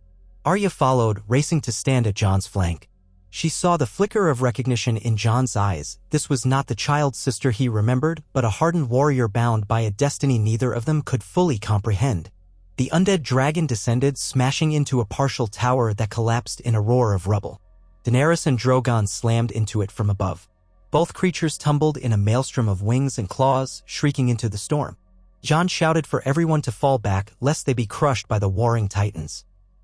Arya, pinned by swirling snow, saw the Night King leap from his mount, landing upon a high wall of ice with inhuman grace. He stood there, spear of frost in hand, surveying the battlefield like a grim conqueror. Something in Arya snapped. She remembered each vision of the realm overrun by the dead. She recalled the teacher's voice, telling her she had a role to play, that she had the wolf's spirit and the crow's sight. She did not know if she could kill the Night King, but she knew she had to try. Gritting her teeth, she sprinted toward the collapsed tower, climbing over fallen stones with desperate speed. Jon shouted her name, but she kept going. She scaled the broken ramparts until she emerged onto a ledge near the Night King's vantage point. The cold was so biting it felt like her lungs might freeze with each breath. He turned slowly and met her gaze. In that moment, she sensed his ancient malice, a hatred that spanned millennia. The storm raged around them, swirling snow and shrieking wind. She crouched, gripping needle in one hand, her dragonglass dagger in the other. She thought of everyone she loved, everyone who would die if this creature triumphed. The Night King raised his spear. Arya darted forward, moving with a speed fueled by primal adrenaline. She feinted with needle, aiming at his chest, but the Night King slid aside, parrying her blow with the spear's shaft. The impact jarred her arms. She pivoted, slashing with the dragonglass dagger. He caught her wrist in an iron grip, the chill of his touch burning her flesh. She gasped in pain, dropping the dagger. It fell onto the ledge, skittering away. She tried to wrench free, but his strength was overwhelming. Icy shards crackled where he held her. She felt his gaze boring into her, that blue inferno of death. She remembered how she had tapped into the crow's power before. Summoning that strange, shifting magic, she let her consciousness flicker. For an instant, she saw herself from above, as though from a raven's perspective, their two forms locked in lethal struggle. At the same time, she felt the wolf within her, the unstoppable will that refused to bow. She twisted her body, letting the spear's momentum carry her. She rolled, prying her wrist from his grip at the cost of tearing her skin against the ice. She scooped up the dragonglass dagger with her free hand in one smooth motion. The Night King thrust again, aiming to impale her. She slipped beneath his arm, her training with the faceless men coming to her aid. The memory of every deception, every masked identity, guided her steps with inhuman grace. She slashed upward with the dagger, grazing his armor of frost and carving a shallow line that flickered with blue cracks. It wasn't enough to kill him, but he felt it. He whirled, knocking her down with a backhand blow that sent her skidding across the icy ledge. Stars exploded behind her eyes. Pain shot through her ribs. She nearly lost her grip on the dagger, but she clung to it, breathing raggedly. He approached, spear raised. She saw no mercy in his face, only the cold certainty of an executioner. She tensed, preparing for the end. Then she caught a flash of movement out of the corner of her eye. Jon, climbing up the collapsed tower, lunging for the Night King's flank with long claw. The Night King wheeled, forced to defend himself. Arya drew a shuddering breath, ignoring the agony in her ribs, and threw herself forward. She stabbed at his back with all her might, aiming just below where the icy plates of armor overlapped. The dragon glass found purchase. For an instant, the Night King froze, cracks spreading out from the wound like fractals of frost across a windowpane. A roar of swirling wind and magic exploded from him, nearly throwing both Arya and Jon off the ledge. The Night King staggered, turning his head to fix Arya with a glare that seemed half fury, half disbelief. Then the cracks widened. She could see him dissolving from within, that unearthly light in his eyes flickering. With a final burst of cold wind, the Night King shattered into fragments of ice, scattering across the battlements. Arya collapsed to her knees, sucking in desperate gulps of air. Jon stood there, panting, Longclaw trembling in his grip. All around them, the whites that remained below seemed to pause, then crumble into motionless corpses. A hush fell over Eastwatch's ruins, save for the crackling of fires and the distant roars of dragons still grappling in the sky. Moments later, the undead dragon shrieked, then burst into blue shards as well, dropping from the sky like a collapsing star. Daenerys and Drogon veered away just in time, battered by the shockwave. Silence enveloped the battlefield. The White Walkers, robbed of their master, shattered and collapsed. The armies of the dead vanished into heaps of bones and ice. Arya stared, hardly able to believe what she was seeing. She had done it, she and Jon together. They had struck the Night King down. A wave of relief warred with exhaustion and pain. Jon knelt by Arya, placing a hand on her shoulder. "Gods," he whispered. "Are you all right?" She coughed, forcing a nod. "I've been better," she managed, blood trickling from her wrist and the corner of her mouth. Yet she felt a grim satisfaction spreading through her chest. They had not just survived. They had ended the Night King's threat. Below them, cheers began to ring out, mingled with disbelieving laughter and sobs. The defenders realized the dead were falling, no longer animated. Daenerys landed Drogon in the courtyard, half collapsing from exertion. In the aftermath, men and women hugged each other, tears of relief cutting through the grime on their faces. The storm eased, as if something dark had been banished from the land. Rays of pale dawn light pierced the clouds. When Arya finally staggered to her feet, she stood beside Jon, looking over the ruin of Eastwatch. It was a broken fortress, but it had become the site of the Night King's end. For the first time since she had ventured north of the Wall, she allowed herself to believe that the living had a future. The road ahead would not be easy. Rebuilding, forging alliances, healing old wounds, there was still much to do. But the greatest terror was gone. She gazed at the fragments of the Night King's armor scattered on the ledge. A sense of finality and awe settled in her. She thought of her teacher in the cave, the ancient figure who had guided her visions and taught her to glimpse the Weirwood's secrets. She had been told that men must unite, and in this moment she saw how essential that unity had been. Wolves, dragons, crows, men, and women from every corner of the Seven Kingdoms had come together to stand against annihilation. And she, Arya Stark, the wolf chosen by the three-eyed Raven's call, had dealt the final blow. Jon put an arm around her shoulders, steadying her. She accepted the support, her legs trembling with fatigue. He spoke softly, "Thank you for coming north, for everything you've done." She glanced at him, a ghost of a smile lifting the corner of her mouth. "It's what Starks do. We protect our own and the realm if we must." He nodded, and they stood there in silence, letting the enormity of the moment wash over them. The distant roar of Daenerys' dragons faded into the background. Slowly, the surviving fighters, Night's Watch men, wildlings, and Daenerys' forces all gathered in the courtyard below, some looking to the sky for signs of further danger. But the sense of doom that had loomed for so long had lifted. The White Walkers were gone. The sun was rising, pale gold against the scattering clouds, and the wind carried the promise of a world that could begin to heal. In time, they would return to Winterfell. Sansa and the other lords would learn of this victory, and the alliances forged in desperation might transform into something more lasting. The scars of the war would remain, but so would a new sense of possibility.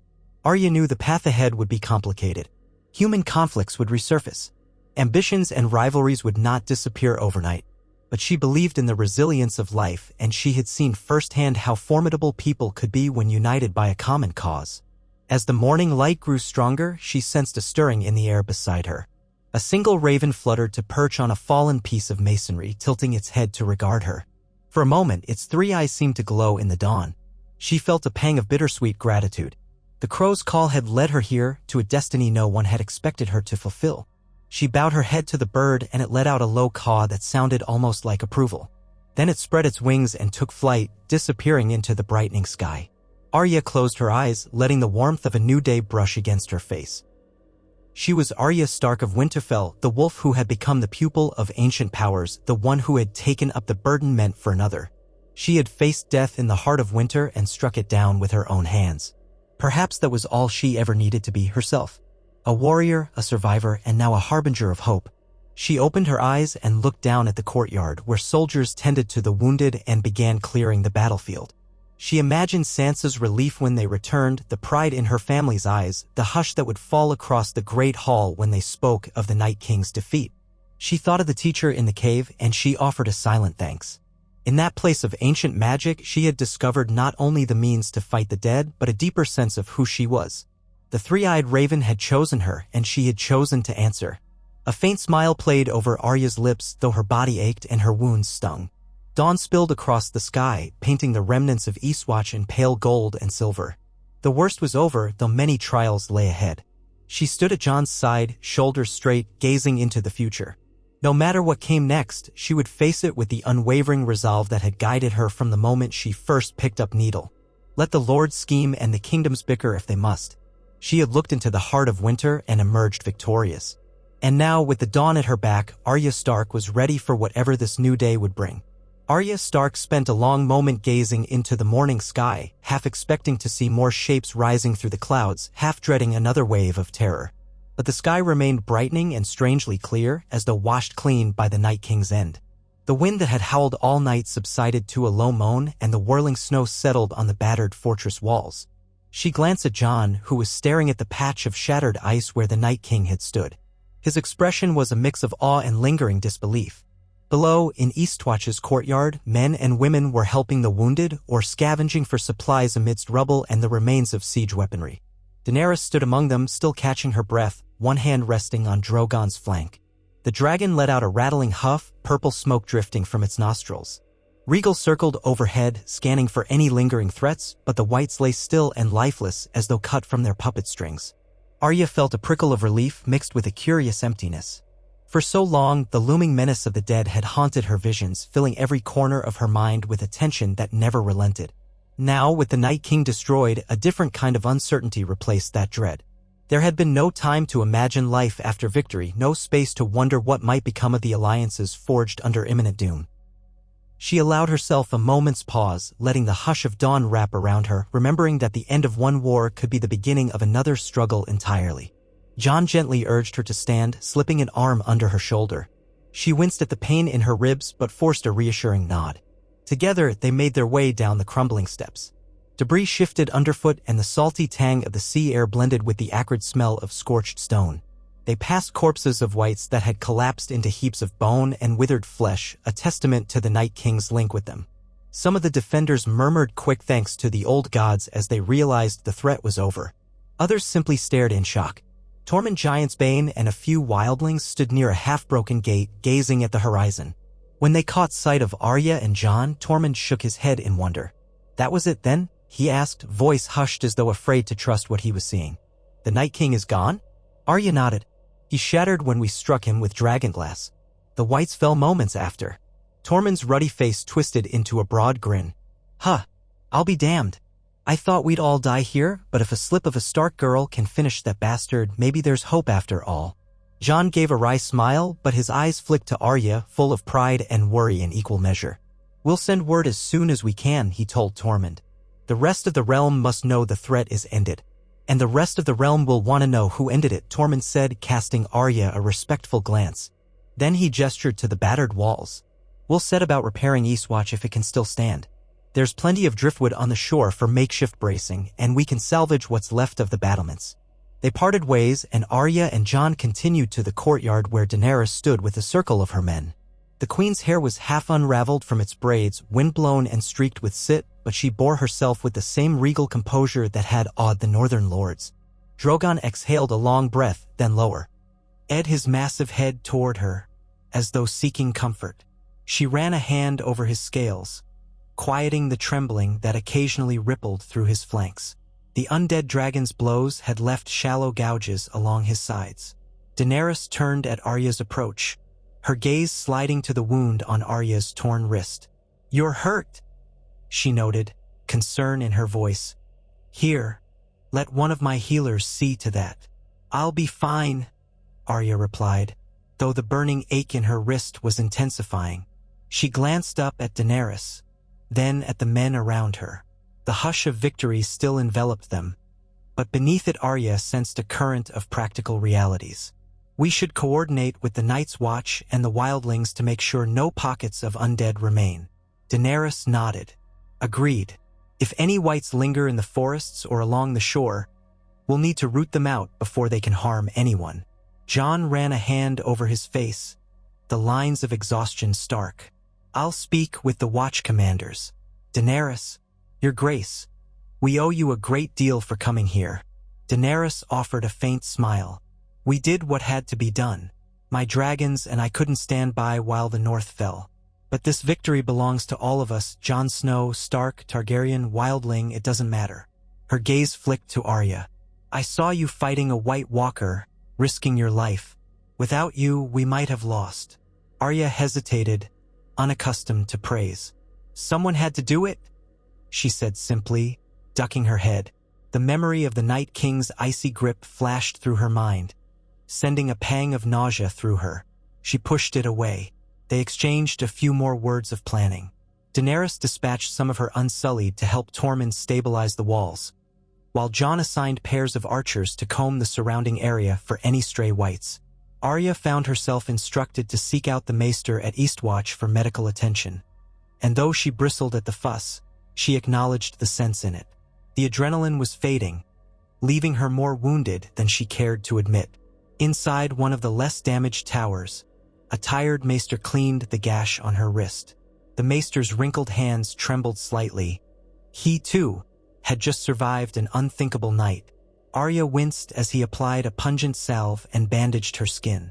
When it was done, she thanked him and slipped back into the corridor, leaning briefly against a cold stone wall to steady herself. Her ribs ached, her body felt bruised all over, but a deeper resonance hummed inside her, as though the magic she had touched could not entirely quiet itself. She closed her eyes. In the darkness behind her eyelids, she saw fleeting images. The Teacher's Cave far to the north, the old weirwood, Bran's distant face, the swirl of ravens in a silver sky. She opened them again with a shudder. A new day had dawned without the Night King's shadow, but she suspected that the old god's will was not yet finished with her. After a flurry of repairs and coordination, the battered defenders spent one more night in Eastwatch. Exhausted men and women huddled around fires, sharing meager rations, passing wineskins of sour northern ale. Some wept in relief, others in grief for lost comrades. A few laughed hollowly, the tension slowly bleeding from their bodies. Ghost prowled among them, occasionally pressing his muzzle to Jon's hand. The dragons nestled in the courtyard, Drogon and Regal coiling their long necks around themselves, half dozing after their ferocious battle. Arya sat apart from the main gathering, near a small fire where the wind could not reach as fiercely. Her back ached, and she drew her cloak tighter around her shoulders, letting the flames lick at her numb toes. She stared at the embers, mind drifting. Victory had come at a heavy cost in blood, yet it was a victory unlike any the Seven Kingdoms had ever known. The end of the ancient enemy, the vanquisher of heroes. She reminded herself that in that single moment on the ramparts, she had faced the Night King's endless malice and won. It was as though years of her life had built to that one thrust of the dragonglass dagger. Jon approached, silent as a ghost. She felt him before she saw him. He settled beside her, letting the warmth of the fire wash over them both. For a moment, neither spoke. She could hear the distant rumble of the sea, the creaking of timbers as the battered fortress tried to stand. Finally, Jon said, "Our father once told me, when the snows fall and the white winds blow, the lone wolf dies, but the pack survives." He looked at her with quiet admiration. "I'd say our pack has more than survived." Arya's lips curved slightly. She drew up her knees and rested her arms on them, ignoring the protest of her bruised ribs. "The pack is stronger together," she murmured. "But sometimes a single wolf has to stand alone, too." Jon's gaze lingered on her bandaged wrist. "You did more than stand alone. You saved us all. I'm sorry if I ever doubted your path, or the power that called you north." She shook her head. "You had no reason to believe. Even I didn't at first." The memory of the crow's third eye glinting in her dreams still felt surreal. "But now we have a chance for a real future." A hush spread between them again, comfortable and painful at once. So much had changed since they were children in Winterfell. Jon finally broke the silence, lowering his voice. "What will you do next?" Arya breathed in the scent of ash and salt.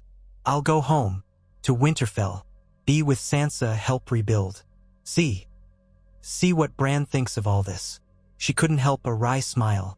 "I wonder if he already knows." Jon nodded. "That sounds like Bran." He paused, then added, "Daenerys will want me by her side, at least for now.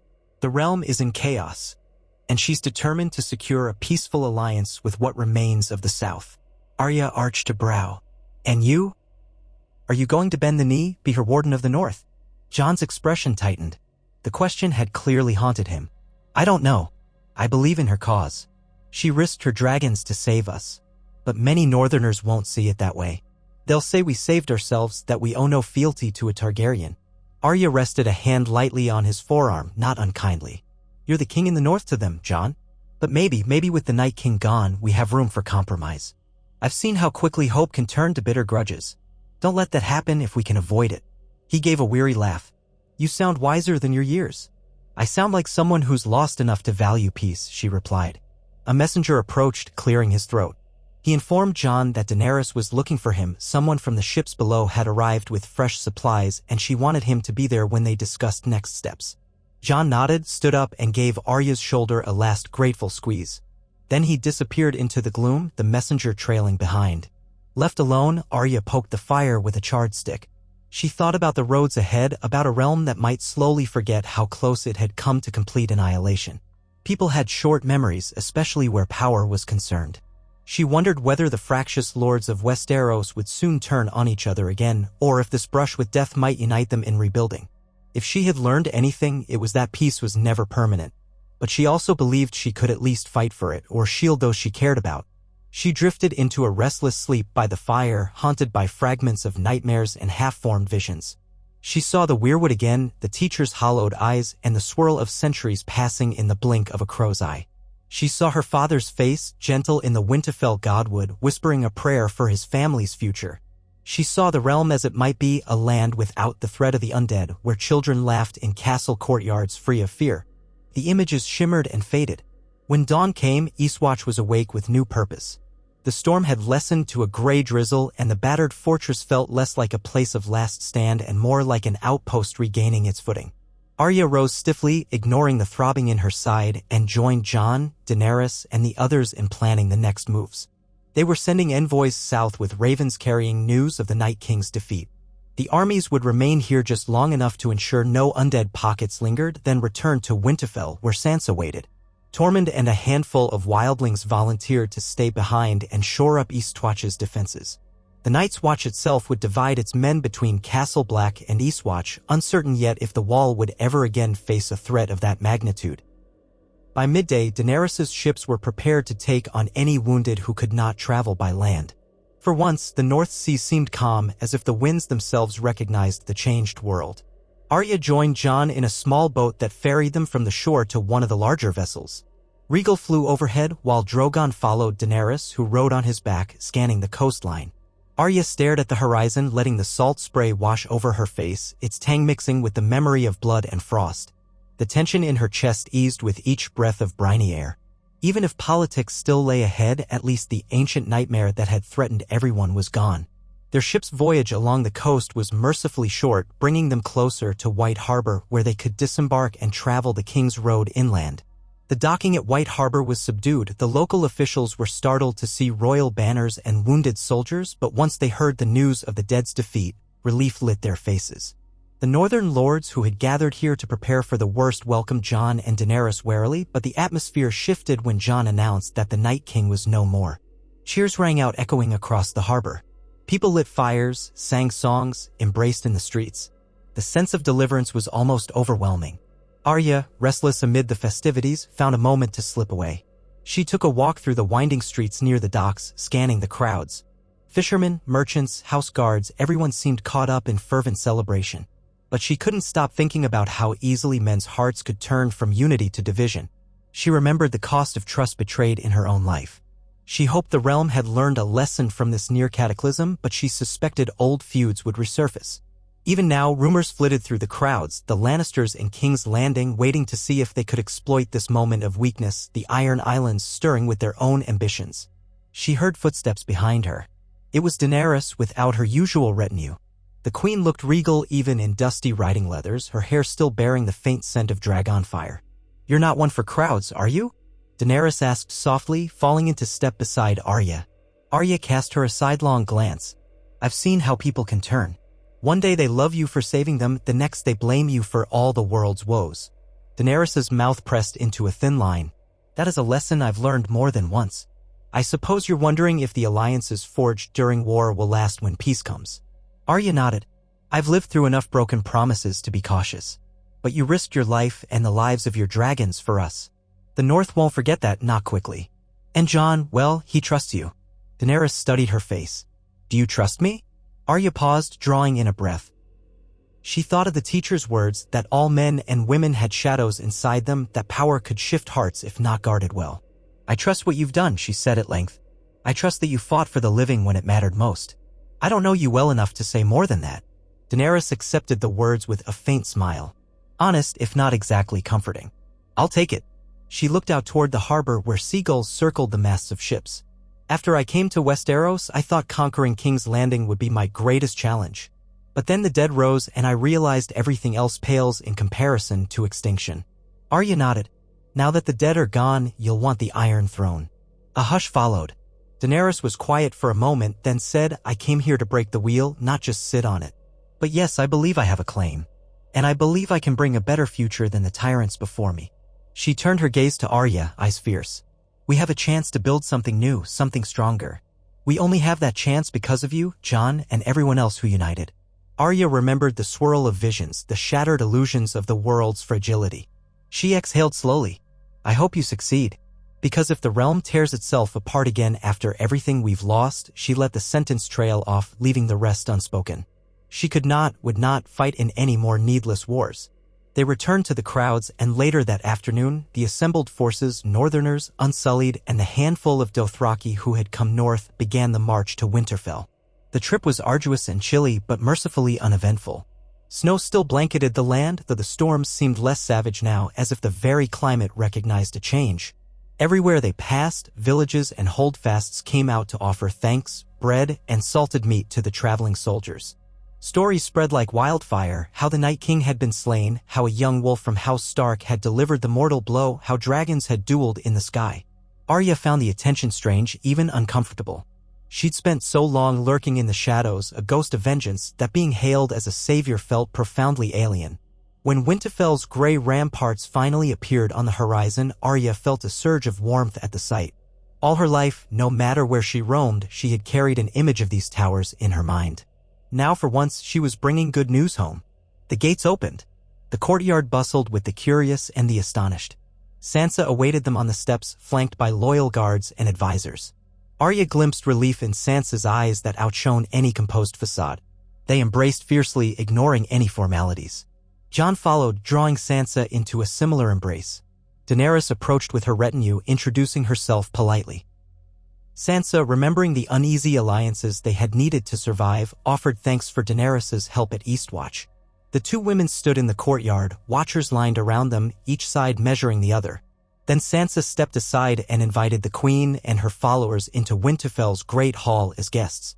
It was a gesture of respect, if not yet complete trust, and one that many lords looked on with guarded approval. That night, a feast of sorts was held, not a grand celebration, for the larders were not overflowing, but enough to mark the realm's salvation. Torches illuminated the great hall, their flames dancing on the walls. Music from a battered harp drifted over the low murmur of conversation. Men sat shoulder to shoulder with those who had been enemies only months prior. The atmosphere was cautious but hopeful, a feeling that perhaps life could go on without the overshadowing fear of an undead invasion. Arya joined her family at the high table. Sansa was there, her posture regal but her eyes soft whenever she looked at her siblings. Bran sat beside them in his wheeled chair, his face unreadable as though he already knew every word that would be spoken.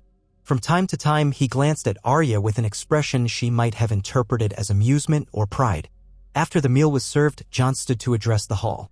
He spoke of how the living had triumphed at Eastwatch, how the Night King was destroyed forever. Cheers erupted, mugs clinked, and for a moment the threat of other mortal wars seemed far off. Jon thanked Daenerys and her dragons, as well as the wildlings, the Night's Watch, and every house that had sent men. Then he turned his gaze to Arya, his voice quieter. He acknowledged her role in delivering the death blow to the Night King, honoring her courage and skill. The cheers that followed were thunderous, echoing in the rafters. Arya shrank under the attention. She felt Sansa's hand squeeze hers, saw Bran dip his head in acknowledgement, caught Daenerys's faint smile from across the table. Somewhere down the line of benches, Gendry, freshly returned from forging dragon glass weapons, raised a cup in her direction. The halls were swelled until she thought it might bring the roof down. She forced a small smile, nodding at the assembly. A piece of her was proud to have done what needed doing, but another piece wanted to slip away, vanish into the night as she'd done so many times before. The night wore on with wine, songs of old heroes, and speculation about what the future might hold. Whispers spread that Daenerys would lay claim to the throne in King's Landing, that Jon might bend the knee or that he might not, no one knew. Others gossiped about potential marriages, alliances to cement the fragile peace. Arya listened with half an ear, preoccupied by thoughts of her training and the sense that the old gods might yet have tasks for her. The teacher's lessons were not about glory or power. They were about remembrance. How the land carried echoes of every life that walked it, how the realm was made of countless stories braided together. When the feast began to wind down, she slipped outside to the godwood, craving the solace of ancient trees and the quiet rustle of leaves. Snow lay thick on the ground, but she waded through it until she reached the heart tree. The carved face, solemn and watchful, seemed to recognize her. She placed a hand on the trunk, letting her mind brush the edges of that vast tapestry she had come to know beyond the wall. She felt gratitude pulsing through her veins, gratitude for life, for family, for the chance to see morning after morning free of the cold shadows of the undead. At the same time, she felt a subtle shift in the air, as though the weirwood's memory were asking her to stay vigilant. Bran's voice startled her from the silence. He had approached so quietly that she hadn't heard his wheel squeak in the snow. "I saw you that day," he said softly. His eyes, distant and dark, held that strange calm she had come to associate with his transformations. "Beyond the wall, in the cave. You were meant to be there." Arya closed her eyes, recalling how she had once resented Bran's strange abilities, had found him unnervingly different from the little brother she remembered. Now she understood him better. "The three-eyed raven chose me, but not in the way it chose you. Maybe we were both chosen. Maybe the old gods have more than one path. I don't really know." Bran nodded. "It doesn't matter. You fulfilled your part." For a moment, his expression softened with genuine warmth. "Father would be proud." A swell of emotion rose in Arya's chest. She gently squeezed Bran's hand, the words catching in her throat. Then she asked quietly, "What do you see now, Bran?" "The future." He gazed at the heart tree, unblinking. "The future is not a single road. It's 1,000 branches. Some lead to peace, some to conflict. But the greatest shadow is gone. That much is certain." They lapsed into silence, and Arya let the hush of the godwood envelop them. Eventually, she helped Bran wheel back to the courtyard, where a handful of stragglers from the feast still wandered. The crisp air carried a sense of promise. With the undead threat vanquished, the living could decide how to shape the realm's destiny. Over the following weeks, envoys arrived from all over, bearing messages of disbelief and congratulations in equal measure. It became clear that, despite the miracle at Eastwatch, the realm was still deeply fractured. The Lannisters in King's Landing sent a curt letter, offering formal recognition of the Night King's defeat but little else. Some southern lords who had never seen a single white questioned whether the danger had been exaggerated. Others tried to curry favor with House Stark or House Targaryen, hoping to profit from the new alliances. Sansa worked tirelessly to keep the North united. Jon, torn between duty and a growing bond with Daenerys, considered traveling south to negotiate with whatever remained of the crown's authority. Throughout it all, Arya found herself in an odd position. A hero in the eyes of many, but also an enigma. She spent her days quietly assisting with Winterfell's security, training those who wished to learn the swift blade work she had honed. She passed hours in the godswood, sometimes slipping into the perspective of a passing hawk to scan the countryside. For once, she found no sign of lurking horrors, only the normal rhythms of a land still in the grip of winter but free of the unnatural chill that had once emanated from the far north. One afternoon, when she was practicing her footwork against a straw dummy in the courtyard, Daenerys approached. The queen observed in silence for a moment, then offered a courteous nod. "You move like the wind," Daenerys remarked. "I'd scarcely believe you were the same girl I met at Eastwatch if I hadn't seen it with my own eyes." Arya lowered her practice sword, catching her breath. "I've had many teachers," she replied. "Some harsh, some strange, but they all taught me to survive." Daenerys tilted her head. "Surviving is one thing. You destroyed an ancient evil. That's more than survival." Arya studied her visitor. The queen's posture was poised, but lines of worry lingered at the corners of her eyes, the weight of the future pressing down. "You're thinking about King's Landing?" Arya guessed. Daenerys's lips curved in a faint smile of acknowledgement. "Yes, and about how best to unify these 7 kingdoms, if they can still be called that. Jon is cautious, Sansa is wary. The lords all have their own ambitions." She paused, looking out over the courtyard where men mended armor and sharpened swords out of habit. "Sometimes I wish the realm could see what I saw beyond the wall, truly comprehend the danger we faced, so they would understand that all these petty fights pale in comparison." Arya nodded. "I wish that too, but we only really learn when fear stares us in the face." A quiet stretched. Daenerys let out a breath, her eyes distant. "I suppose we'll do the best we can. At least now we have the luxury of time, a luxury we fought and bled for. Maybe we'll build something lasting." Arya thought of the crows, the swirl of visions, the teacher's cryptic whispers that the power she carried would always mark her as different. She decided that was all right. She would wear that difference like armor, if need be, and do whatever she could to protect those she loved. "Let's hope," she replied. "I'll do my part." As the weeks passed, the snow gradually began to melt. The first signs of spring hinted at the edges of the roads, brown earth peeking through the drifts. Word arrived from Tormund that Eastwatch was holding steady, the repairs going well, and no signs of further undead activity. Castle Black also reported a return to near normalcy, with occasional white ravens from the citadel hinting that the worst of the winter might soon be over. It was a fitting metaphor, Arya thought. The darkest night had passed, and now the realm stood on the threshold of a new dawn, uncertain but alive with possibility. One morning, Arya decided to ride out with a small party to check on the nearby villages that had sheltered under Winterfell's protection. She wanted to see for herself how people were faring. She rode a sure-footed mare, wearing plain leathers and a cloak. A few guards came with her, along with Gendry, who had taken to assisting her in errands around the castle. He said it was better than being cooped up in the forge all day. As they passed through the gates, Ghost padded behind them for a time, then veered off to chase rabbits in the underbrush. They found scattered homesteads where families were rebuilding, drying strips of meat, patching thatch roofs. Some recognized Arya from rumors and insisted on giving her a share of whatever small goods they had: bread, salted fish, a patchwork scarf.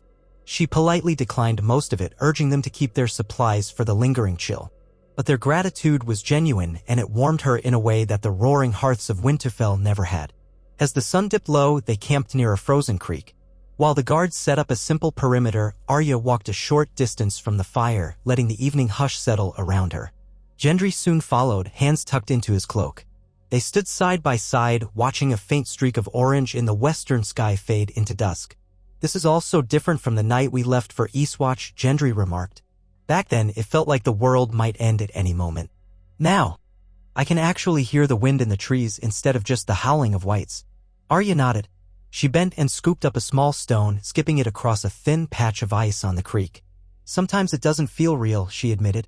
"I keep expecting to wake up in a storm of snow and screams." Gendry's gaze flicked to her. "You saved us all from that storm." She flushed, shaking her head. "It wasn't just me." "Maybe not," he said gently, "but you finished the fight." She let out a breath, watching the mist curl in the cold air. "I did what had to be done. I'm glad, of course. But in a strange way, I don't know what I'm supposed to do now. I've lived with a list of names, with vengeance, with the fear of the dead. All of that's gone." Gendry offered a crooked smile. You can figure it out step by step. You're good at adapting, you know? She chuckled softly, remembering the countless guises she had worn in Bravos, the many near-deaths she had skirted by instinct and cunning. Maybe you're right, she said. Then, as the night deepened, they turned back toward the fire, where the guards were telling stories of old battles and the pungent scent of rabbit stew filled the air. Eventually, after days of traveling among the villages, they returned to Winterfell with tidings of gradual recovery. The realm was stirring back to life, unburdened by the specter of an undead army. Inside the castle walls, Arya found letters from across Westeros, some from lords she had never met, others from allies who thanked her for her part in defeating the Night King. She answered politely, if sparingly, leaving much of the correspondence to Sansa's careful hands. Arya's place was not in the courts. She had always been the wanderer, the sword in the shadows. Yet Winterfell was her home, and she would protect it however she could. She visited the crypts one evening, carrying a small lantern. Dust motes danced in the golden glow as she descended the winding stairs. She passed the statues of old Stark kings, the stony visages of forebears who had guarded the north through wars and winters. She paused at Ned Stark's effigy, gazing into the sculpted face of her father, strong jaw, kind eyes. She remembered his voice, the smell of leather and freshly cut wood in the yard. A lump rose in her throat. I did it, she whispered to the silence. I finished the war that started centuries ago. I hope I've made you proud. A tear slipped down her cheek, but she let it fall unashamed. She stayed there for a time, letting the quiet of the crypts cradle her thoughts, her heart surging with both sorrow and triumph. In that stillness, she felt closer to him, as though all the lessons he had taught her had led to this moment. She emerged finally, a sense of peace settling in her chest. Outside, the first green buds were appearing on the bare branches in Winterfell's courtyard, small but defiant, signaling the end of an endless winter. People bustled about their tasks with renewed vigor. Sansa, ever the keen administrator, was finalizing plans for the next harvest, for trade routes, for forging new alliances that might keep the North safe. Jon was preparing to ride south again with Daenerys to see if King's Landing could be swayed to accept a new era without bloodshed. Bran, aloof yet understanding, watched them all with quiet eyes. Arya knew she could join Jon and Daenerys, or she could roam the roads of Westeros freely, or even sail west to explore unknown lands if she wished. Yet for now her choice was clear. She belonged here, helping Sansa restore Winterfell, aiding in the slow but vital process of healing. She had been a wandering blade long enough. The North was her home, and its people were her responsibility as much as they were Sansa's and Jon's. She would not abandon them just because the dead were gone. And so she stepped into the early spring sunlight, letting it warm her face. Above, crows took flight, their caws echoing against the high walls. She remembered the crow with 3 eyes, leading her into the heart of winter so she could become something more than just a survivor. She remembered the teacher's final words, fate does not bind you in chains. It only calls. Whether you answer is up to you. She had answered. She had saved the realm from an ancient darkness, but life went on. There were still paths to walk, decisions to make, battles, hopefully smaller ones, to fight. She was Arya Stark of Winterfell, with the heart of a wolf and the gift of the crow's sight. She carried the echoes of the old gods and the memory of a victory that would be told in songs for generations to come. Yet her story continued, unspooling one day at a time. Smiling faintly, she walked across the courtyard, snow melting underfoot, the banner of the dire wolf rippling overhead in a gentle breeze. Each breath was a testament to the realm she had helped save. She would remain vigilant, for that was her nature, but she no longer felt hunted by fate. The North was free, her family was together, and spring was dawning at last. If the old gods had more tasks for her, she would meet them when they came. For now, she belonged here, a blade sheathed in peace, a wolf at rest in the home she loved. And that, she decided, was enough.